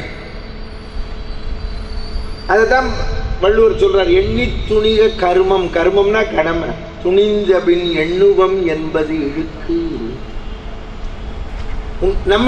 நம்முடைய கடமையா செய்யற போது பாரு, நீ ட்ரெயின்ல போற, அவன் கடமையா செய்யறான் பாரு. டிரைவர் கார்டு, டிரைவர் வர பாண்டியன் எக்ஸ்பிரஸுக்கு இன்ஜினை அட்டாச் பண்ணுறான். அந்த கார்டு வரான், கையெழுத்து வாங்கிக்கிறான், டிரைவர் பேர் கிளீனர் பேர் எழுதிக்கிறான், ஸ்டேஷன் மாஸ்டரும் வாங்கிக்கிறான், ரெடியாக இருக்கான். இன்ஜின் சேர்த்தாச்சு. க்ரீன் லைட்டை போடுறான். யார்? Station master. பார்த்துருக்கேன், ட்ரெயினில் ஏறி உட்காந்துருவேன். நிறைய ஏற்றி விடுறப்போ பார்த்துருக்கேன். பார்த்ததில்லை. நான் சொல்கிறாப்புல என்னத்தையோ போக வேண்டியது வர வேண்டும். அது அங்கே க்ரீன் லைட்டு போட்டது யார்? Station master. அவர் போட்டு விட்டு இன்ஜின் டிரைவருக்கு காட்ட மாட்டார், தெரிஞ்சுக்கோ. கார்டுக்கு தான் காட்டுவார். நான் சிக்னல் போட்டாச்சு அப்படின்னு அவர் காட்டுவார். கார்டு அங்கேருந்து க்ரீன் லைட்டை காட்டுவார் டிரைவருக்கு. கார்டு அங்கே காட்டுறதை பார்த்துட்டு ஸ்டேஷன் மாஸ்டர் இப்படி காமிச்ச ரைட்டு இப்படி திருப்புவார் டிரைவர்கிட்ட, நீ கிளம்பலாம். புரிஞ்சுதா? இப்போ இவர் கடமையை செஞ்சுட்டே கிளம்புங்கிற டிரைவர் கிளம்பிடுவான். எந்த டிரைவராவது கீழே இறங்கி வந்து அன்ரிசர்வ்டு கோச்சிலேருந்து அந்த பக்கம் இருக்கிற அன்ரிசர்வ்டு கோச் வரைக்கும் நம்மளெல்லாம் பார்த்து உட்காந்துட்டேளா, உங்களுக்கு பர்த்து கிடைச்சதா எவனாவது கேட்டாங்க? கேட்கலையே. அங்கே லைட் இருக்கா, கிளம்பிடுவோம். நீ ஏறினியா ஏறலையா? அங்கே கார்டு அங்கேருந்து இப்படி காமிச்சான அப்புறம் அவன் திருப்பி லைட்டை காட்டுவான், கிளம்புவான், பேம்னு சவுண்டு கொடுத்துருவான். நீ தான் ஏறிக்கணும். புரிஞ்சுதா? ஆமாம். நீ ஏறி உட்காண்டோடனே டிடி கேட்குறான், ஐடி கொடு, படிச்சு அவன் அவன் ஜோலி அவன் பார்க்குறான், அவன் ஜோலி அவன் பார்க்குறான். நீ படிச்சுன்னு போய் இறங்க வேண்டியதான் அவன் ஜோலி. பார்த்தியா? டிரைவர்கிட்ட கற்றுக்கோ, கார்டுகிட்ட கற்றுக்கோ. நம்மளை பற்றி ஏன் கவலைப்பட்டாலும் ஒன்றும் கவலைப்படல, நம்மளும் கவலைப்படலாம். டிக்கெட்டை வாங்கினோம், படித்தோம், வந்தோம், அவ்வளோதானே. இதுதான் வாழ்க்கை. வாழ்க்கை பிரயாணம். அவன் ஒரு ஸ்டேஷனில் இறங்குறான், ஒருத்தன் திருச்சியில் இறங்குறான், ஒருத்தன் விழுப்புரம். நீ எதாவது கவலைப்பட்டீங்க? நீ உங்க கூட ஏற்றாப்புல வந்து உட்காரான், பேசுகிறேன். நீங்கள் எங்கே போகிறேன்னு? செங்கல்பட்டு. நீங்கள் விழுப்புரம், நீங்கள் மாம்பழம், நாங்கள் எக்மோர். சரி போ. ஒருத்தன் விழுப்புரத்தில் இறங்குறான், ஒருத்தன் செங்கல்பட்டில் இறங்குறான், ஒருத்தன் திண்டிவனத்தில் இறங்குறான். நீ யாராவது கவலைப்பட்டியா? இல்லையே. இப்படித்தான் வாழ்க்கை. ஒருத்தனுக்கு 80 வயசு, ஒருத்தனுக்கு 70 வயசு, 60 வயசு. அவன் ஊர் வந்தவுடனே இறங்குற மாதிரி அவன் போடுவான். நீ அழுது என்ன புண்ணியம்? எங்கள் அப்பா செத்து போனோடனே தேவோட்ட ஜமீன்தார் வந்து துக்கம் கேட்க வந்தார் எங்கள் அம்மாட்ட. என்ன உபன்யாசிகர் அப்பா காலம் ஆகிட்டாரு அப்படி. எங்கள் அம்மா உடனே சொன்னான், நாங்கள் எல்லோரும் ஒரே ட்ரெயினில் தான் வந்தோம், அவர் ஸ்டேஷன் வந்துருச்சு, இறங்கி போயிட்டார் அப்படின்னா. எங்கள் அம்மா ஜமீன்தார் கும்பிட்டார். கல்யாணராமன் உபன்யாசம் பண்ணுறதுல ஆச்சரியமே இல்லை, உங்கள் வயத்தில் இருந்ததுனால பண்ணுறான்னு ஒரே வார்த்தை. சொல்லு. அவள் ஸ்டேஷன் வந்து இறங்கி போகிறோம். யாராவது நீங்கள் அடுத்த தடவை ஃபோன் பண்ணுறீங்களா கேட்குறேன் சொல்லு. ஒன்றும் அவன் வந்தான் போனான், அவ்வளோதான். அதே தான் வாழ்க்கை. வாழ்க்கை பிரயாணம். அவாவா எத்தனை நாளைக்கு இந்த பூமியில் இருக்கணுமோ இருக்க போகிறான். போனவனை வச்சிருக்க முடியாது. எங்கள் அம்மா சொல்லுவா, செத்து போயாச்சுன்னா வச்சுருக்க முடியாது, தூக்கி போட வேண்டியதான், தகனம் பண்ண வேண்டியதான். உசுரோடு இருந்தால் கொண்டு போய் வைக்க முடியாது.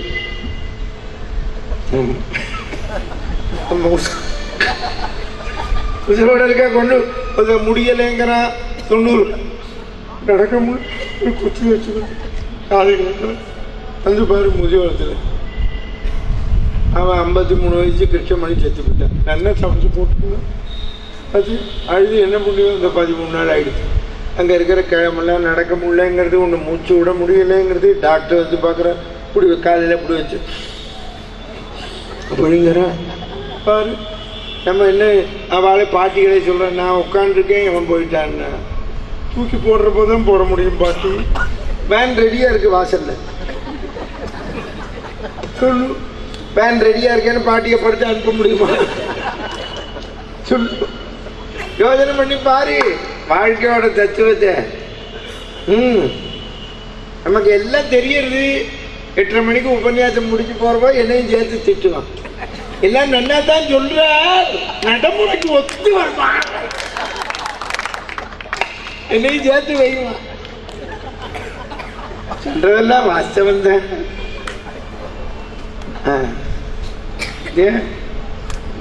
தெரிஞ்சுக்கோ. பகவான் என்ன சொல்றான்? வினையாற்ற கடமைப்பட்டுள்ளாய், வினை பயனில் உரிமை பாராட்டாதே. அதை விட இன்னொன்னு சொல்றான், அதுல வெறுமனே இருப்பதில் விருப்பு கொள்ளாதே. சும்மா இருக்கப்படாது. Ideal man mind devil's workshop. நான் ரிட்டையர் ஆயிட்டேன்னு சும்மா இருக்கப்படாது. ரிட்டையர்மெண்ட்டுங்கிறது உத்தியோகத்துக்கு தான், இல்லறதுக்கு இல்லை. ஆமாம், வேற உத்தியோகத்துக்கு போக வேண்டாம், வீட்டில் இரு. பிள்ளைக்கு என்ன செய்யணுமோ செய்யி, நாட்டு பொண்ணுக்கு என்ன பண்ணணுமோ பண்ணு, காய் வாங்கிட்டு வா, அதை வாங்கிட்டு வா, பேரனை கொண்டு போய் ஸ்கூலில் கொண்டு விட்டு கூட்டுன்னு வா, பேத்தியை கொண்டு போய் கூட்டுக்கு வா, டியூஷன் உனக்கு நீ மேக்ஸ் படித்தா டியூஷன் சொல்லி கொடு, காய்கறி நறுக்கி கொடு, அப்போ தான் நாட்டு பொண்ணு காப்பி தருவா. நல்ல மாமியார். மாமனார் வந்து டயத்துக்கு கூட்டின்னு போய் கொண்டு விட்டுறாரு குழந்தைய. மாமனார் அப்போ தான் கிட்ட வந்து காப்பி சாப்பிடலாம், டிஃபன் சாப்பிடலாம் அப்படிமா, புரிஞ்சுது? உனக்கு அதுக்கு தான் ஆஃபீஸுக்கு ரிட்டையர்மெண்ட்டு, வீட்டுக்கு இல்லையே. வீட்டுக்கு ரிட்டையர்மெண்ட்டா இல்லையே. லைஃப்பை தெரிஞ்சுக்கோ. நீ பாசமாகவே செய்ய வேண்டாம். என் பேரன் பேத்தி நீ பாசமாக செய், பாசம் இல்லாமல் செய், அதை பற்றி கொச்சின் இல்லை. தெம்பு இருக்கா செய்யி. ஆமாம்,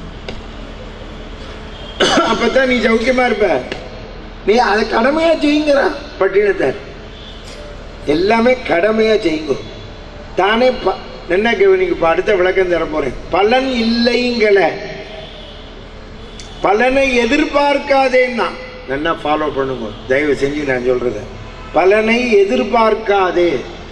ஏன் சொல்கிறேன்னா, நீ ஒரு பலனை எதிர்பார்க்கின்ற பொழுது அது கிடைக்காத பொழுது உன் மனம் கஷ்டப்படும். பலனை எதிர்பார்த்து ஒரு காரியம் பண்ணாதே. பலன் உண்டு சொல்லியிருக்கார். பலன் உண்டு. ஆமாம், உன் கடமையாக செய். எதையும் உன்னோட கடமையா பண்ணு. ஆமாம், நீ நான் தான் பண்றேன்னு நினைக்கிற போது பிரச்சனை வந்துடும். நான் இன்னைக்கு பண்ணேனே நீ. இப்போ பாருங்க, உங்களுக்கு நிறைய தான் வச்சு கொடுத்தேன். வருஷத்துக்கு 15 பேருக்கு குறையாம வேட்டி புடவை திருமங்கலையும் எல்லாம் வச்சு தரேன். ஆமாம், 1997 தரேன். ஆனால் என்ன கேட்டுக்கோ, இன்னி வரைக்கும் எங்கிட்ட வேஷ்டி, மாப்பிள்ளைக்கு மயில்கண் வேஷ்டி, மயில்கண்ணு எங்கள் பிராமணாவில் அது 5000 ரூபா 6000 ரூபா முகூர்த்த வேஷ்டி, பொண்ணுக்கு 18 முழம் புடவை 12000 ரூபா, அப்புறம் திருமங்கல்யம் 25000 ரூபா. ஒரு பொண்ணுக்கு இப்படி செய்கிறேன்னு வச்சுக்கோ, அந்த பொண்ணு கல்யாணம் பண்ணிக்கிறது. அடுத்த வருஷம் இந்த வெட்டிங் டே வருமே, இன்னி வரைக்கும் எனக்கு ஃபோன் பண்ணி ஒருத்தராவது இன்னைக்கு வெட்டிங் டே என்னை வாழ்த்துங்கோன்னு சொன்னதில்லை. என்ன கவனி, எங்கிட்ட பணம் வேணும்னு கேட்குற பொண்ணு ஏழை. ஏன்னா அவள் அப்பா சாதாரண வேலை இல்லை, தவசம் சாப்பிட்ற போகிற பிராமணன் வச்சுக்கோ, ரொம்ப ஏழை. கரெக்ட். நாளைக்கு அந்த பொண்ணு கையை பிடிச்சிருத்தே, யாரை பிடிச்சிருக்கு? ஐடி கம்பெனியில் வேலை, மாதம் 70,000 80,000 சம்பாதிக்கிற, 1 லட்சம் சம்பாதிக்கிற பையனை கையை பிடிச்சிருக்கு. ஏழை இல்லையே இப்போ அந்த பொண்ணு. தாலி கட்டின உடனே அடுத்த வருஷம் வெட்டிங் டே வருது. நவம்பரில் ருக்மணி கல்யாணம் பண்ணுறேனே, மாமா நீங்கள் ருக்மணி கல்யாணம் பண்ணுவேள், அங்கே தானே கொடுத்தேன் பஜனை மடத்தில் வச்சு, நீங்கள் வசதி இல்லாத பொண்களுக்கு தரேள், நான் ஒரு 5000 ரூபா அனுப்புகிறேன் அப்படின்னு இன்னி வரைக்கும் ஒரு பொண்ணும் எனக்கு ஃபோன் பண்ணலை. புரியுதோ? நான் கவலைப்படல. ஆனால் அவள் ஒரு உபகாரம் பண்ணுறான். யாராவது ஏழைன்னா என் நம்பரை கரெக்டாக கொடுக்குறான்.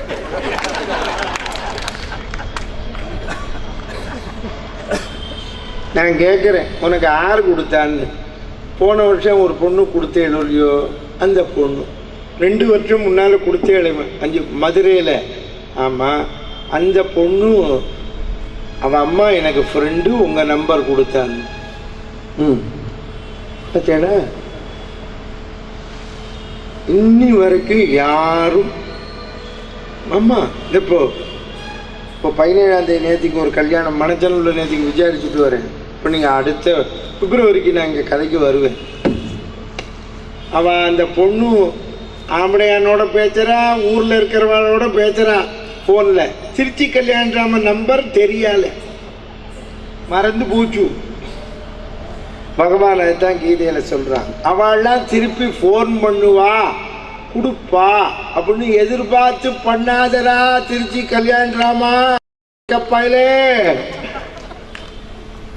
அப்படின்னா. அதுதான் நீ தெரிஞ்சுக்கோ, நான் எதிர்பார்க்கல, எனக்கு ஆரோ கொடுக்குறா, ஆரோ வாங்கிக்கிறா, ஆரோ பணம் உள்ளவா கொடுக்குறா, நான் கேட்கறேன், பிச்சை எடுக்கிறேன், இவாளுக்காக தரேன், புரியுது, ஆரோ செய்கிறா பண்ணுறேன்.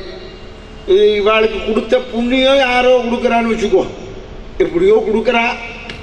யாரோ ஜோசியம் பார்க்க வரா, டாக்டர்கிட்ட வரா மாதிரி தலைவலி அவனுக்கு, எங்கிட்ட ஜோசியம் பார்க்க வரான், பணம் கொடுக்குறியாங்கிறேன், கொடுக்குறேங்கிறான். அது உங்களுக்கு எதுக்காக சொல்கிறேன்னா, ராமாயணத்திலே இதுக்கு ஒரு நிகழ்வு இருக்குது சொல்கிறேன். ஒன்று பலனை எதிர்பார்க்காதே, கடமையை செய் அப்படிங்கிற. பாலு ரெடியாக இருக்கு கடமையை செய்யறது. அவருக்கும் பாலு பக்கெட்டை எடுத்துட்டான், அவன் கடமை இப்போ பிச்சை எடுக்கணும், உன் கடமை பிச்சை போடணும்.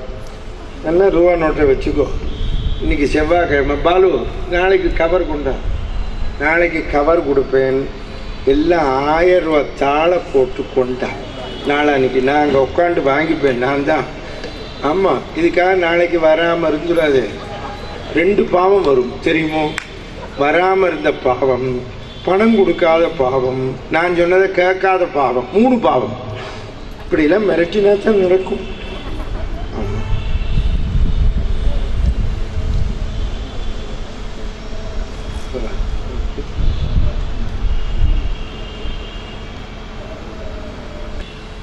கர்மம்னா கடமை. நீ தவம் செய்யறதே உன் கடமை. கோவிலுக்கு போகிறது கடமை, உத்தியோகத்துக்கு போறியா கடமையா பண்ணு, பொண்டாட்டியோட கொடுத்தனம் பண்ணுறியா கடமையாச்சு, குழந்தைய வச்சிருக்கியா கடமையாச்சு, எல்லாமே கடமையாச்சு. கடமையா செஞ்சாச்சுன்னா அப்புறம் பிரச்சனையே வராது.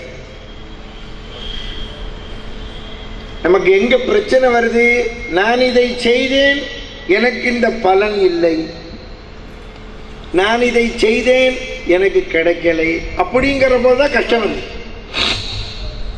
அவன் எய்தாப்புல இருக்கிறவன் நீ என்ன பண்ணிவிட்டேங்கிறான். ஆமாம், இப்போ ஒருத்தர் வந்து கேட்குறாரு என்கிட்ட, வயசானவர், அந்த பையன் பொண்ணு என்ன கவனிக்கலையா, அது அவள் கடமையை அவள் பண்ணலை, அதுக்கு நம்ம என்ன பண்ண முடியும், பண்ணலை, அவன் உணரலை, பண்ணலைன்னா அது ரைட்டுன்னு சொல்லலையே. கடமையை செய்யுங்கிறது அவனுக்கு தானே. நம்ம எப்படி வளர்க்குறது கடமை என்னன்னா, அவன் அம்மா அப்பாவுக்கு அடங்கி இருந்து அம்மா அப்பாவுக்கு கைங்கரியம் பண்ணுறது கடமை. அதுதானே உபன்யாசத்தில் சொல்லிட்டு இருக்கோம், எல்லாருமே கடமையாக பண்ணுங்க. இன்னொன்று இப்போ சொன்னேனே, கடமையாக செய்கிற போது பலனை எதிர்பார்க்காதேன்னா, நான் இப்போ சொன்னேனே, எனக்கு ஃபோன் பண்ணுறது நான் நினைக்கல, அதை பற்றி உங்களுக்கு உதாரணம் சொன்னேன். நான் அப்படி அதை நினைச்சேன்னா வெக்ஸ் ஆகிடுவேன், அடுத்த வாழ்க்கை தரமாட்டேன். நான் அதை பற்றியா யோசிக்கலை. அவன் நினைக்கிறான், நினைக்காட்டி போகிறான். திருமங்கல்யம் தரேன் என்ன, இந்த கழுத்தில் அது தொங்கின்னு இருக்கிற வரைக்கும் நினைப்பாள் ஒல்லி, எனக்கு ஃபோனே பண்ண வேண்டாம், எனக்கு ஃபோன் பண்ண வேண்டாம், 10 ரூபா தர வேண்டாம். இந்த திருமங்கல்யத்தை கொடுத்தது கல்யாணராமன், அதை கட்டின்னு இருக்காள் ஒல்லியோ, அந்த 18 முழம் புடவையை கட்டிக்கிறாள் ஒல்லியோ, அப்போ நினைப்பாள் ஒல்லியோ, கல்யாண ஆல்பத்தை பார்க்குறப்போ நினைப்பாள் ஒல்லியோ. அப்போ நமக்கு அந்த புண்ணியம் இருக்கு. அதை தான் பகவான் சொல்கிறான், கடமையாக செய்யணும் நேரத்தை நீ செஞ்சதுக்கு புண்ணியமோ என்னவோ இருக்கு. அதுக்கு உதாரணம் தரேன். ராமாயணத்தில் ராமர் அகலிகைக்கு சாப விமோச்சனம் கொடுத்தார், அகலிகையையும் கௌதமனையும் சேர்த்து வச்சார். இந்த ராமாயணத்தில் எங்கேயானு பட்டாபிஷேகம் வரைக்கும் யோஜனை பண்ணி பாருங்கோ, அந்த அகலிகையோ கௌதமனோ நம்ம 2 பேரையும் ராமர் சேர்த்து வச்சார் அப்படின்னு திருப்பி அவருக்கு உதவி பண்ணதா எந்த ராமாயணத்திலேயாவது இருக்கா? கிடையாது. அவள் திருப்பி பண்ணலை, நல்லா கவனிங்கோ. ஆனால் ராமனும் சீதையும் பிரிஞ்சிருந்த போது அனுமார் போய் சேர்த்து வச்சார். இப்போ அவர் அந்த தம்பதிகளை சேர்த்து வச்ச புண்ணியம் தான் அனுமார் வந்தார் சேர்த்து வைக்கிறதுக்கு. அதை தான் உங்களுக்கு சொல்றேன். யார் மூலமாகவோ நடக்கும் நீ செய்த புண்ணியம், நீ செய்த கடமை, புண்ணியம்னே சொல்லாத கடமைன்னு சொல்லு.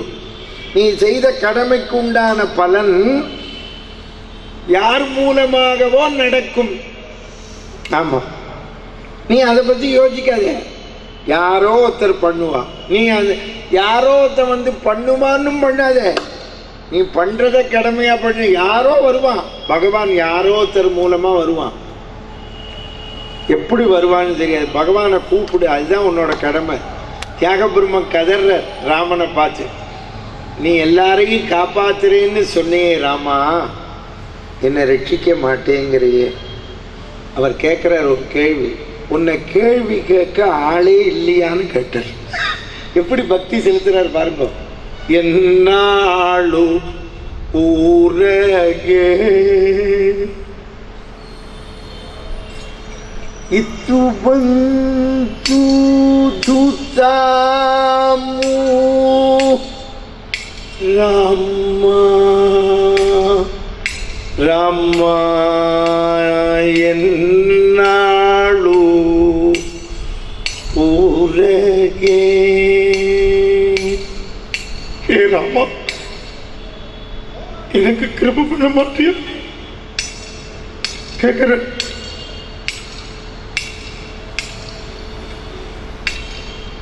எல்லாரையும் ரட்சிக்கிறேன்னு சொன்னியே, நீ மறந்துட்டியே நீ.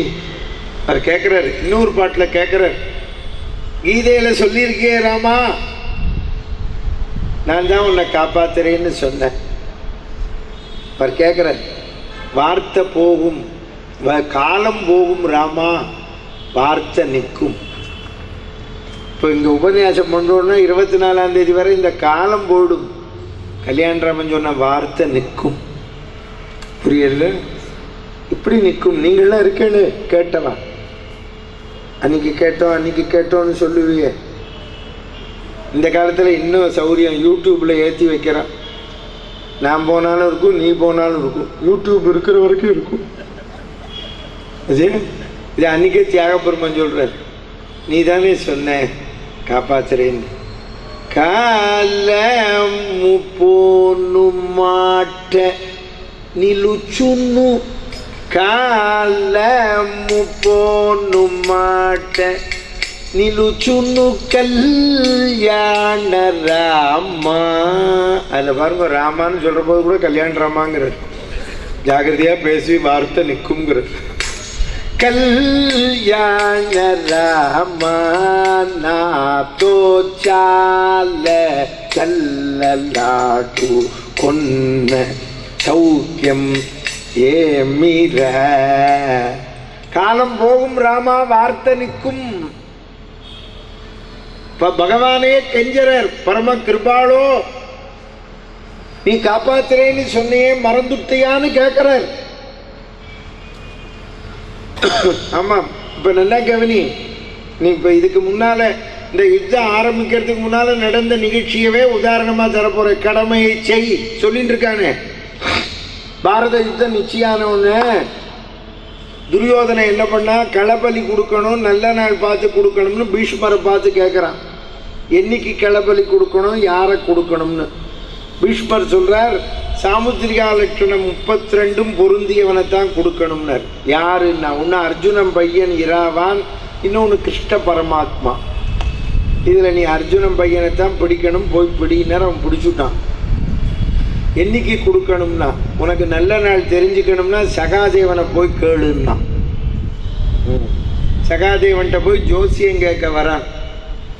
எந்த கலை தெரிஞ்சவாளுமே விரோதியாக இருந்தாலும் நல்லது தான் பண்ணணும். அதில் மருத்துவம் தெரிஞ்சவா, ஜோசியம் தெரிஞ்சவா, இந்த மாதிரி ராமாயணம் சொல்கிறவா. என்னோட விரோதியே கூப்பிட்டாலும் இங்கே வாங்கோ உபன்யாசம் பண்ணுங்கன்னா போகணும். சாஸ்திரம் வேதம் படித்த பிராமணன் கர்மா பண்ணணும்னா போகணும். அவன் பணம் தரான் தெரில, கூப்பிட்டா போகணும். அப்புறம் தான் பணத்தை பற்றியே பேச்சு. சகாதேவன்கிட்ட போய் நல்ல நாள் கேட்டான், அவனும் கொடுத்தான். மார்கழி மாதம் அமாவாசை அன்னைக்கு களபலி கொடு, உனக்கு தான் வெற்றின்னா. கிருஷ்ணர் சகாதேவன்கிட்ட துரியோதனன் போனவன கேட்டார், அண்ணா வந்தார் சமாதானமானு கேட்டார். அது அவன் ஜாதகத்திலேயே கிடையாது. அவர் ஜெயிக்கணுமா, நல்ல நாள் பார்க்க வந்தார்னா. நீ கொடுத்துட்டியான்னார். கொடுத்துட்டேன். என்னைக்கு கொடுத்தேன்னார். மார்கழி அமாவாசை அன்னைக்கு அவர் களபலி கொடுத்தா அவருக்கு தான் வெற்றி சொன்னேன்னா. ஓஹோ, உடனே கிருஷ்ணர் தர்மபுத்திரனை பார்த்தார். இனிமேல் நம்ம சண்டை போட்டு தான் முடிவு தெரியணுமா அப்படின்னு. உடனே அழுதா திரௌபதி. உடனே கிருஷ்ணர் என்ன பண்ணார், அமாவாசைக்கு முதல் நாள் சதுர்தசி அன்னைக்கு தர்ப்பணம் பண்ணுறதுக்கு உட்கார்ந்தார். இவரை நம்பி ஒரு 100 பேர் உட்கார்ந்தார். இந்த பணக்காரனை சுற்றி 10 பேர், பைத்தியத்தை சுற்றி 10 பேர். நம்ம அந்த வேத பிராமணனை கூப்பிட்டான், தர்ப்பணம் பண்ணி வைனா. அவர் சொன்னார், நாளைக்குத்தானே அமாவாசைன்னு. இல்லை இல்லை, இன்னைக்கு தான். பொய்ய 10 தடவை சொன்னால் போதும். அவன் பார்த்தான் வேத பிராமணன், இவர் நாளைக்கு பண்ணா என்ன, இன்னைக்கு பண்ணா என்ன, பண்ணுறது கொடுக்குற தட்சணையை கொடுத்தா சரி. என்ன நாளைக்கு வர தட்சணை இன்னைக்கு கொஞ்சம் அட்வான்ஸாக வரப்போகுது. தர்ப்பணம் பண்ண உட்கார்ந்தான். அமாவாசை அமாவாசை அமாவாசை இல்லை, அம்மாங்கிற பதத்திலேருந்து வந்ததுதான் அம்மா. அம்மானா நெருக்கம்னு அர்த்தம். சந்திரன் தன்னுடைய கலைகளை இழந்து சூரியனோடு நேருக்கு நேர் சந்திக்கிற நாள் இன்னைக்கு. பௌர்ணமியோல்யோ நாளையிலேருந்து பிரதம வரிசையாக தேஞ்சிண்டு போய் சூரியன்ட்ட ஐக்கியமாகும். அன்றைக்கி தான் இந்த சந்திரனோட நிழல் பூமியில் விழாது. இந்த சந்திரன் மாத்திருக்காரகன், சூரியன் பித்திருக்காரகன். அதனால் பித்திருக்களை நினைக்கிறோம். இவர் அமாவாசைக்கு முதல் நாள் சதுர்தசி அன்னைக்கு தர்ப்பணம் பண்ண உட்கார்ந்தார். கிரக மண்டலத்தில் சூரிய சந்திரால் பார்த்துட்டார். நாளைக்கு தானே அமாவாசை, இன்னைக்கு ஏன் கிருஷ்ணன் தர்ப்பணம் பண்ணுறான்னு. இதை தடுக்கிறதுக்கு 2 பேரும் வந்தா. அந்த ஒன்று நாளைக்கு தானே அமாவாசைன்னு. கிருஷ்ணர் போனார். வரணும் சூரிய தேவா சந்திர தேவா, என்ன சமாச்சாரம்னார். நாளைக்கு தானே அமாவாசைன்னார். இல்லை இல்லை, இன்னைக்கு தான். உடனே கிருஷ்ணர் தெரியாத மாதிரி, அமாவாசைன்னா என்னன்னு. சந்திரன் ஆகிய நான் என்னுடைய கலைகளை இழந்து சூரியனை என்னைக்கு நேருக்கு நேர் சந்திக்கிறேனோ அன்றைக்கி தான் அமாவாசைன்னு. இப்போ 2 பேரும் என்ன பண்ணிட்டு இருக்கேன்னு கேட்டார். அவன் நினச்சா அமாவாசையும் மாற்றுவான், ஆளையும் மாற்றுவான். இதெல்லாம் ஒன்று வச்சுக்கோ நீ. ஆமாம், பகவான் தீர்மானம் தான் எல்லாம் நடக்கும். நமக்கு ஒரு அஜ்ஞானம், நாம தான் பெரிய ஆளுன்னு. இப்போ அமாவாசையை முதல் நாள் மாற்றிட்டார். நல்லா கவனிக்கணும். ஏன் மாற்றினார்?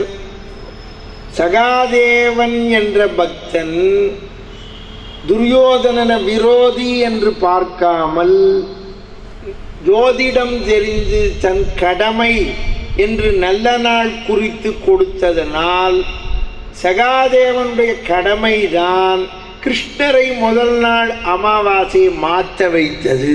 அதை உணருங்கள்.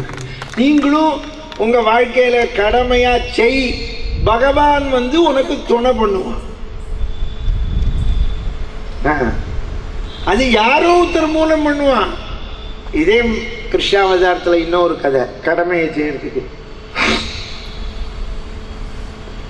இந்த கீதையை இன்னைக்கு அர்ஜுனனுக்கு சொல்றான். இதுக்கு முன்னால விஸ்வாவசுங்கிற சூரியனுக்கு சொன்னான். அது ரொம்ப பேருக்கு தெரியல, இதுதான் தெரிஞ்சது. அவர் கிருஷ்ணாவதாரத்தில் வீடு வீடாக போய் வெண்ணெய் பாலை திருடி குடித்தார். ஒரு நாளைக்கு வெண்ணெய் திருட ஒரு வீட்டுக்கு போனார், தனியாக போயிட்டார். இந்த கோபிகை இவன் வந்தால் கண்டுபிடிக்க முடியலையேன்னு அந்த உரியில் வெண்ணெய் வச்சிருக்காளோ இல்லையோ, அந்த உரியில் பெரிய மணியை கட்டி தொங்க விட்டான். இவன் போய் இப்படி தட்டினான்னா மணி சத்தம் போடும். இப்போ கிருஷ்ணர் உரலை போட்டு மேலே ஏறினார். ஏறினா மணி இருக்கு. ஓ, நம்ம இதை அடித்தா மாட்டின்றுவோம்னு மணியை கும்பிட்டார். என்னன்னு, நான் வெண்ணெயை எடுத்துன்னு அந்தன போனோன்னு அடியினர். சரின்னு இவர் என்ன பண்ணார், இந்த பானையில் வெண்ணெய் எடுத்தார். அடுத்த பானையிலேருந்து வெண்ணெய் எடுத்தார். இந்த கடைசி பானையில் இருக்கிற வெண்ணெயை நல்லா அப்படி திரண்டு வந்ததை பார்த்தோன்னே எடுத்து சாப்பிட்டார். சாப்பிட்ட உடனே மணி அடிச்சு. உடனே இந்த கோபிகை வந்து பிடிச்சி விட்டார். உடனே இவர் சொன்னார், நான் ஓட மாட்டேன், இங்கே ஒரு வழக்கு இருக்குது, கேட்டுட்டு வரேங்க. மணியை பார்த்தார். நான் அந்தன்ன போனவுடனே தானே உன்னை அடிக்க சொன்னேன்னார். ஆமாம்.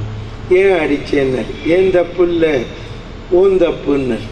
என்னது கிருஷ்ணர் கேட்டார். நீ தானே கடமையை செய்து சொன்ன, என்ன சொல்கிறேன்னார். ஒன்னாரு இங்கே சாப்பிட சொன்னான், அந்தண்ட போய் சாப்பிட வேண்டியதானே. உனக்கு நெய்வேத்தியம் பண்ணுற போதெல்லாம் அடிக்க வேண்டியது தானே என்னோட கடமை. என்னது கடமையை செஞ்சாலும் கஷ்டம் வரும், அதையும் தெரிஞ்சுக்கோ. கடமையை செஞ்சா கஷ்டம் வரும்.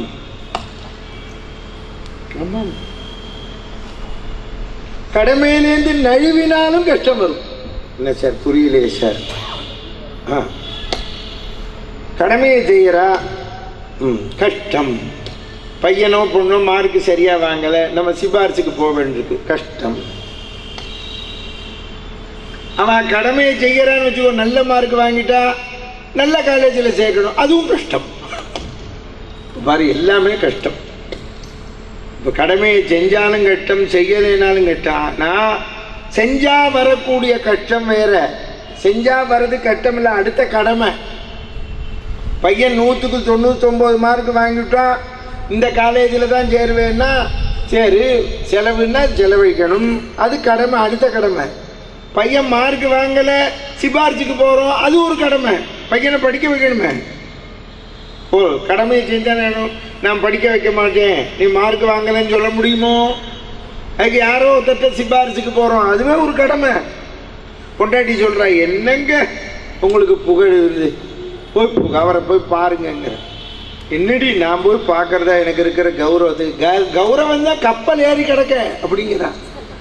பையன் மார்க் வாங்கினேன் இல்லை பத்தியா, கௌரவம் கப்பல் ஏறி இருக்குங்க பத்தியா, பாரு சொல்றானே. நான் போய் யாச்சிக்கிறதான்னு கேட்குறான். அப்ப என்ன அர்த்தம்? நீ இந்த பூமியில் வாழுகின்ற பொழுது நீ ஒரு பொழுது பிடிஞ்சு சூரியோதயத்திலேருந்து அஸ்தமனம் வரைக்கும் நீ எழுந்திருந்து நின்னாலே போறோம், உனக்கு கடமை ரெடியா இருக்கு. அது தெரிஞ்சுக்கோ, டியூட்டி. நீ அந்த டியூட்டியை செய்யவில்லை, கடமை. இன்னொன்று கவனிக்கணும், நீங்க கடமையை செய்யும் போது சிரமம் தான், ஆனால் கடமையை செய்யாமல் இருந்தால் வரக்கூடிய சிரமத்துக்கு இது தேவலாம். நாம் கடமையை செஞ்சுட்டோம் அப்படிங்கிற திருப்தி இருக்கே, அது போல பாருங்க. நான் சொல்றது ஃபாலோ பண்ணணும். நீங்க கடமையை செய்யாமல் கஷ்டம் வரப்போகுது, எல்லாரும் திட்ட போறான். இப்போ நான் ஒரு உதாரணம் கொடுத்தேன், அதில் பாதியில் நிறுத்தியிருக்கேன். டிரைவர் ஓட்டிக்கிட்டு போற, நம்மெல்லாம் உட்காந்துருக்கோம். டிரைவர் எப்படி ஓட்டுவான்? அடுத்த ஒரு ஸ்டேஷன் மாஸ்டர் சிக்னல் போடணும், கேட் கீப்பர் கேட்டு போடணும். நம்ம ராத்திரி பாண்டியன் எக்ஸ்பிரஸுக்கு பர்த் ரிசர்வ் பண்ணிட்டு ஒய்யாரமா தூங்குறோம். எக்மோர் வந்துடுமா, மாம்பழம் வந்துடுமா? ஒரு ஸ்டேஷனுக்கும் அடுத்த ஸ்டேஷனுக்கும் குறைஞ்சது 10 பேர் வேலை செய்யறான். இந்த டிரைவர் கார்டு விட்டுரு, அவ 2 பேர் பர்மனன்ட். அடுத்த ஸ்டேஷன்ல இருக்கிற ஸ்டேஷன் மாஸ்டர், கேட் கீப்பர், லயன்மேன், எல்லா நீ உன்னோட மதுரையிலேருந்து எக்மோர் போற வரைக்கும் லயன்மேன் கீழே இருக்கான். ஒரு 5 கிலோமீட்டருக்கு ஒருத்தன் வேலை செஞ்சுன்னு இருக்கான். கீழே தண்டவாளம் எதுவும் விரிசல் இல்லாம இருக்கான்னு. எத்தனை பேர் வேலை செய்கிறான், நீ தூங்குற. ஒத்தன் கடமையிலேருந்து நழுவினான்னா போச்சு. சொல், நமக்கு எப்ப கஷ்டம் தெரியுது? ஒருத்தன் நழுவினான்னா வண்டி கவுந்துடுறது, இல்லை கவர வேண்டாம், லேட்டாருது. எங்கேயோ லேட்டாருது, எங்கேயோ கேட் கீப்பர் கேட்டை போடல, இல்லை முன்னால் போன ட்ரெயின் லேட்டாக போச்சு, நம்மளோடது லேட்டாக போகுது, நமக்கு லேட்டாகுது. அப்போ யாரோ ஒருத்த கடமையிலேருந்து நழுவினா பார்த்தியா? ஒருத்தன் நழுவினா நமக்கு முன்னால் போகிற 2000 பேர் லேட்டு, நம்ம 2000 பேர் லேட்டு, பின்னால் வரிசையாக கணக்கு பண்ணிக்கோ. 10 ட்ரெயின் போச்சுன்னா கணக்கு பண்ணிக்கோ, 25,000 பேர் லேட்டு. அப்போ நீங்கள் இதுலேயும் தெரிஞ்சுக்கணும், ஒவ்வொருத்தரும் அவளோட கடமையிலிருந்து நழுவி விட்டோமே ஆனால் பல பேருக்கு கஷ்டம், நஷ்டம். நீங்க பாண்டியன் எக்ஸ்பிரஸில் போனால் வெடிக்காலம் 5 மணிக்கு போய் இறங்கி நம்ம குளிச்சுட்டு இன்னொரு இடத்துக்கு போகணும், சீக்கிரமாக போயிடலாம்னு நினைப்ப. வண்டி லேட்டுன்னா போச்சே. அப்போ நம்ம யாரை திட்டுறோம்? டிரைவரை திட்டுறோம். அவன் யாரை திட்டுவான்? Station master திட்டுவான். நான் ஒரு தடவை எங்கள் திருச்சியிலேருந்து இந்த வைகை போகிற மாதிரி பல்லவன் போகிறது அதில் போனேன். வண்டி 1/2 மணி நேரம் லேட்டு, எல்லாரும் குதிச்சான் லேட்டு. ஏன்னா கத்துற? டிரைவரை கேட்போம். இன்ஜினுக்கு அடுத்த பொட்டி ஏசி. கீழே இறங்கி ஓடினேன். டிரைவர் கொடி காட்ட ரெடியாக இருக்கா. நான் ஓடினோன்னு நிறுத்தினேன். என்ன சாமின்னா, என் கூட 4 பேர் வந்தா. ஏன் லேட்டுன்னு கேட்டேன். நீ கேட்குறது கரெக்டு சாமி, நான் சிக்னல் இருந்தால் தான் உள்ளே வர முடியும்னா. ஆமாம், இந்த வண்டியை நிறுத்தினோடனே கொடி காமிச்சு நிற்கிற ஸ்டேஷன் மாஸ்டர் வந்துட்டார். என்ன நிறுத்தினேன்? ஏன் லேட்டு கேட்டேன். ஸ்டேஷன் மாஸ்டர் சிக்னல் போடலைங்கிறார். உங்களை திட்டுறார். நீங்கள் பதில் சொல்லுங்கன்னு. அவர் சொன்னார், வண்டி வந்தால் தான் நாங்கள் சிக்னல் போட முடியும். இப்போது அவர் வந்தால் போடுவேங்கிறார், இவன் போட்டால் வருவேங்கிறான். இப்போ எங்கே இடைப்பட்ட இடத்துல கடமையை யார் பண்ணலைன்னு தெரியல. அப்போ எங்கோ ஆரோத்தை இந்த ப்ராப்ளத்தில் பண்ணியிருக்கான். அப்போ சொல்லும்போது பக்கத்தில் இருக்கிறவள்லாம், நீ கேட்க சொன்னிய கேட்டேன் பற்றியா, இப்போவே நம்மளால இன்னும் 10 நிமிஷம் லேட்டு போ அப்படின்னு. நீ கேட்டு என்னடா புண்ணியம்னு தெரிஞ்சுக்கோங்க.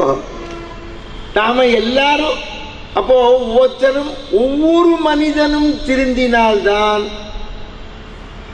இந்த இந்தியா சௌக்கியமாயிருக்கும். அதை தெரிஞ்சுக்கோ. நீ நம்ம என்ன சொல்றோம், மந்திரி சரியில்லை, எம்எல்ஏ எம்பி சரியில்லைங்கிற. அவன் என்ன சொல்றான், மக்கள் சரியில்லைங்கிற. ஒவ்வொரு மனிதனும். ஒரு பள்ளிக்கூடத்தில் வாத்தியார் என்ன பண்ணார், இந்தியா மேப்பு இப்படி வச்சிருந்தார். இந்த மேப்பை 4 பிரித்து எல்லார் கையிலையும் கொடுத்தார். ஒட்டி கொடுன்னு. ஒருத்தராளுக்கும் ஒட்ட தெரியல. ஒரே ஒரு பையன் மட்டும் ஒட்டி கொடுத்துட்டான் கரெக்டாக அந்த மேப்பை.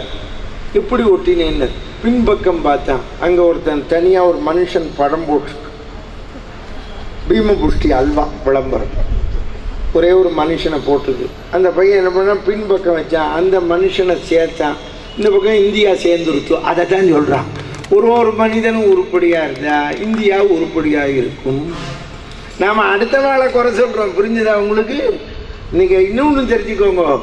கடமை, நாம் எப்போ பக்கத்தில் இருக்கிற வாழை குறை சொல்கிறோமோ நம்முடைய கடமையிலிருந்து நழுவி விட்டோம். அதைத்தான் சொல்கிறான், வினையாற்ற கடமைப்பட்டுள்ளாய் வினை பயனில் உரிமை பாராட்டாதே.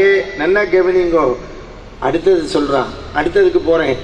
வினை பயன் விளைவிப்பவன் ஆகிவிடாதே, நீதான் நடத்துகிறோம் என்று எண்ணி விடாதே. வெறுமனே இருப்பதில் விருப்பம். அவன் சொல்றான், என் பொண்டாட்டி பையனை நான் தான் காப்பாத்துறேன், நான் சம்பாத்தியம் பண்ண போறேன், காப்பாத்துறேங்கிறான். இந்த இப்ப 40 பேருக்கு நேற்றுக்கு மெழுகு வச்சு ஏற்றினியே, குடும்பம் என்னாச்சு? யாரு காப்பாற்ற போறா சொல்லு? கவர்மெண்ட்லேருந்து பணம் கொடுத்தா போருமா? நான் நீ நேற்றுக்கு மெழுகு வச்சு ஏற்றினா போருமா? அந்த அவன் பொண்டாட்டி குழந்தை யாரு காப்பாற்றுவா? பகவான். பார்த்தியா சாஸ்திரம் என்ன சொல்ற? அவனோட ஜோலி நேத்தியோட முடிஞ்சாச்சு, அவன் செத்து போட்டான். இனிமே அவன் பொண்டாட்டி தான் குழந்தைய காப்பாற்றுவா. அவன் அப்பா அம்மா இருக்கா, தாத்தா பாட்டி காப்பாற்றுவா, கடமையா செய்ய போறா. அந்த குழந்தை அப்பா இல்லாம வளரணும்னு இருக்கு, வளர போறது. ஆனால் வளராம இருக்க போறது இல்லை. அது எப்படியோ வளர்ந்துடும். கவர்மெண்ட்ல பணத்தை கொடுப்பா, கவர்மெண்ட்ல வேலை போட்டு கொடுப்பா. பொண்டாட்டி எங்கேயோ வேலைக்கு போய் அவள் படிச்சிருந்தா ஒரு உத்தியோகத்துக்கு போவா, இல்லை பாத்திரம் தேய்க்கவாது போவா வச்சுக்கோ. ஏதோ ஒன்று பார்த்து பையனை படிக்க வைக்க போகிற கடமை. நீ சொல்லு, அவன் உயிரோட இருந்தா என்ன நடக்குமோ, உயிர் போனாலும் நடக்கும். ஆனால் அப்பா இல்லைங்கிறது போகும், அவ்வளோதானே. அது ஒன்றும் இல்லையே. நீ இப்போ நம்ம நினச்சிட்டு இருக்கோம், அதைத்தான் நீ தெரிஞ்சுக்கணும். இல்லாதவனுக்கு எப்படி நடந்து கொண்டிருக்கிறதோ இருப்பவனாகிய நாம் என்ன நினைக்கணும்னா, நம்மளும் இல்லாதவனை போல் இருக்கணுங்கிறான் பகவான் கீதையில. நீ அப்பதான் நீ பண்ணல, பகவான் பண்ற, கடமையை பண்றேன்னு எண்ணுவ. நமக்கு என்ன அபிப்பிராயம்? நான் தான் சம்பாதிக்கிறேன், நான் தான் பொண்டாட்டியை காப்பாத்துறேன், நான் தான் குழந்தையை காப்பாத்துறேன். பூ ஆறு வேண்டான்னா நம்ம எல்லாருக்கும் ஒரு இந்த இடத்துல எது தடுக்கிறது? பகவான் இடத்திலிருந்து, கடமையிலிருந்து கர்வம். அந்த கடமையை செய்யும் பொழுதும் கர்வப்பட்டுடாதே. கடமை அப்படின்னு செய். நாம கர்வப்படுறதுனால ஒன்றும் இதாகாது. என்ன நடக்கும்? அன்னைக்கே சொன்னா ஒரு அறிஞன், மென்மே கம் மென்மே கோ. யாரோ வரப்போறான், யாரோ போறான். எனக்கு முன்னால எத்தனையோ பேர் ராமாயணம் சொன்னா போயிட்டா. இப்போ என்னும் காலத்துலேயும் சொல்கிறேன், நானும் சொல்கிறேன். கல்யாணம் ஒருத்தன் நேற்றுக்கு வாட்ஸ்அப்பில் தரேன், ஃபேஸ்புக்கில், நீங்கள் நன்றாக உபன்யாசம் செய்கிறீர்கள் ஒருத்தன் கமெண்ட் கொடுக்குறான். நல்ல பாடுறீர்கள், நடிக்கிறீர்கள், இவ்வளவு குவாலிட்டியோடு உபன்யாசம் பண்ணுறவா இல்லை, தயவு செஞ்சு இன்னொருத்தரை தயார் செய்து விட்டு நீங்கள் போங்கள்ங்கிறான்.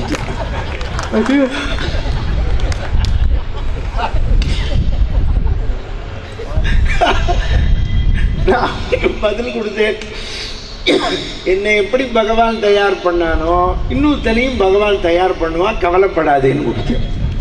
புரியுது? ஆமாம். அப்போ நீ உன்னை ஒன்று கவனி, நாம் இன்னொருத்த வரப்போறான், வருவான், ஆரோ வருவான். யாரும் வராதேன்னு சொல்றதுக்கு, வரமாட்டான்னு சொல்றதுக்கு என்ன இருக்கு? அருகதை வரணும்னு தானே விரும்புறோம்.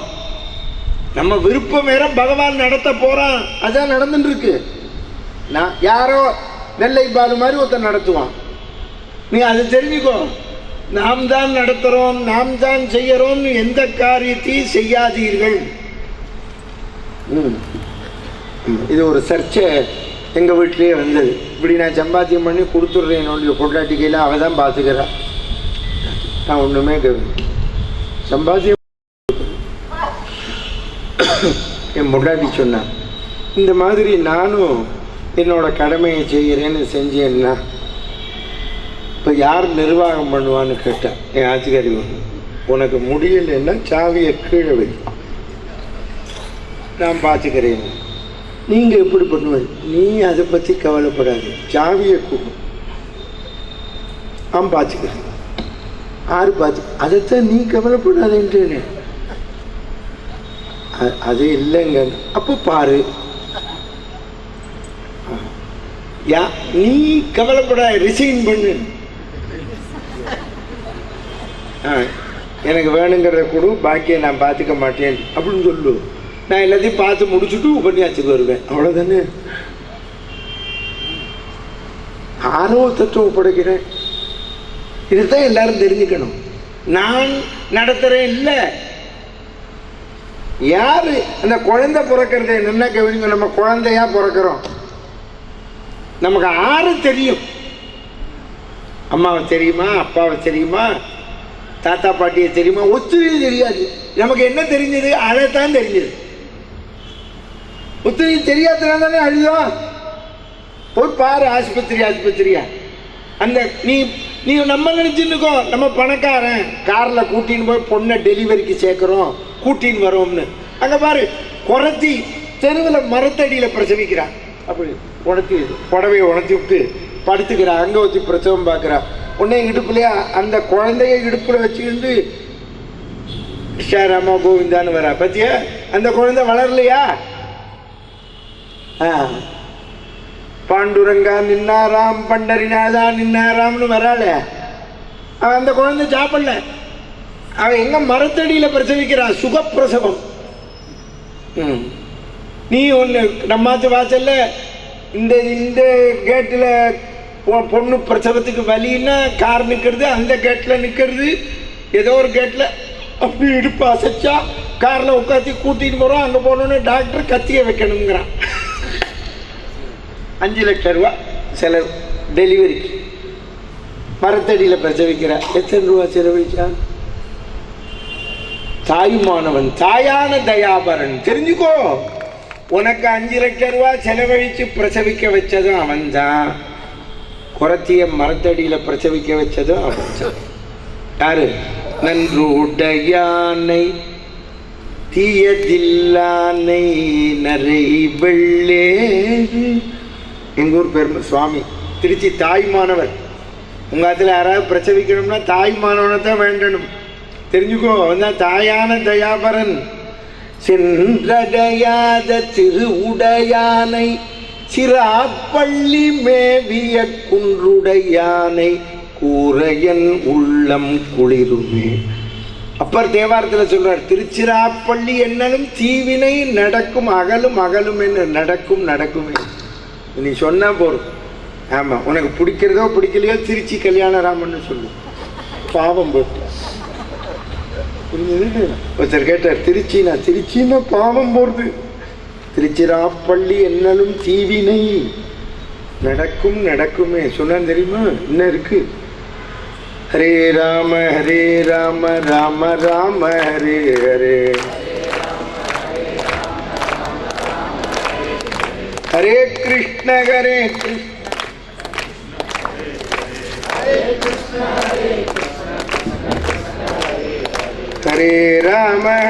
ராம ராம ராம ஹரே ஹரே,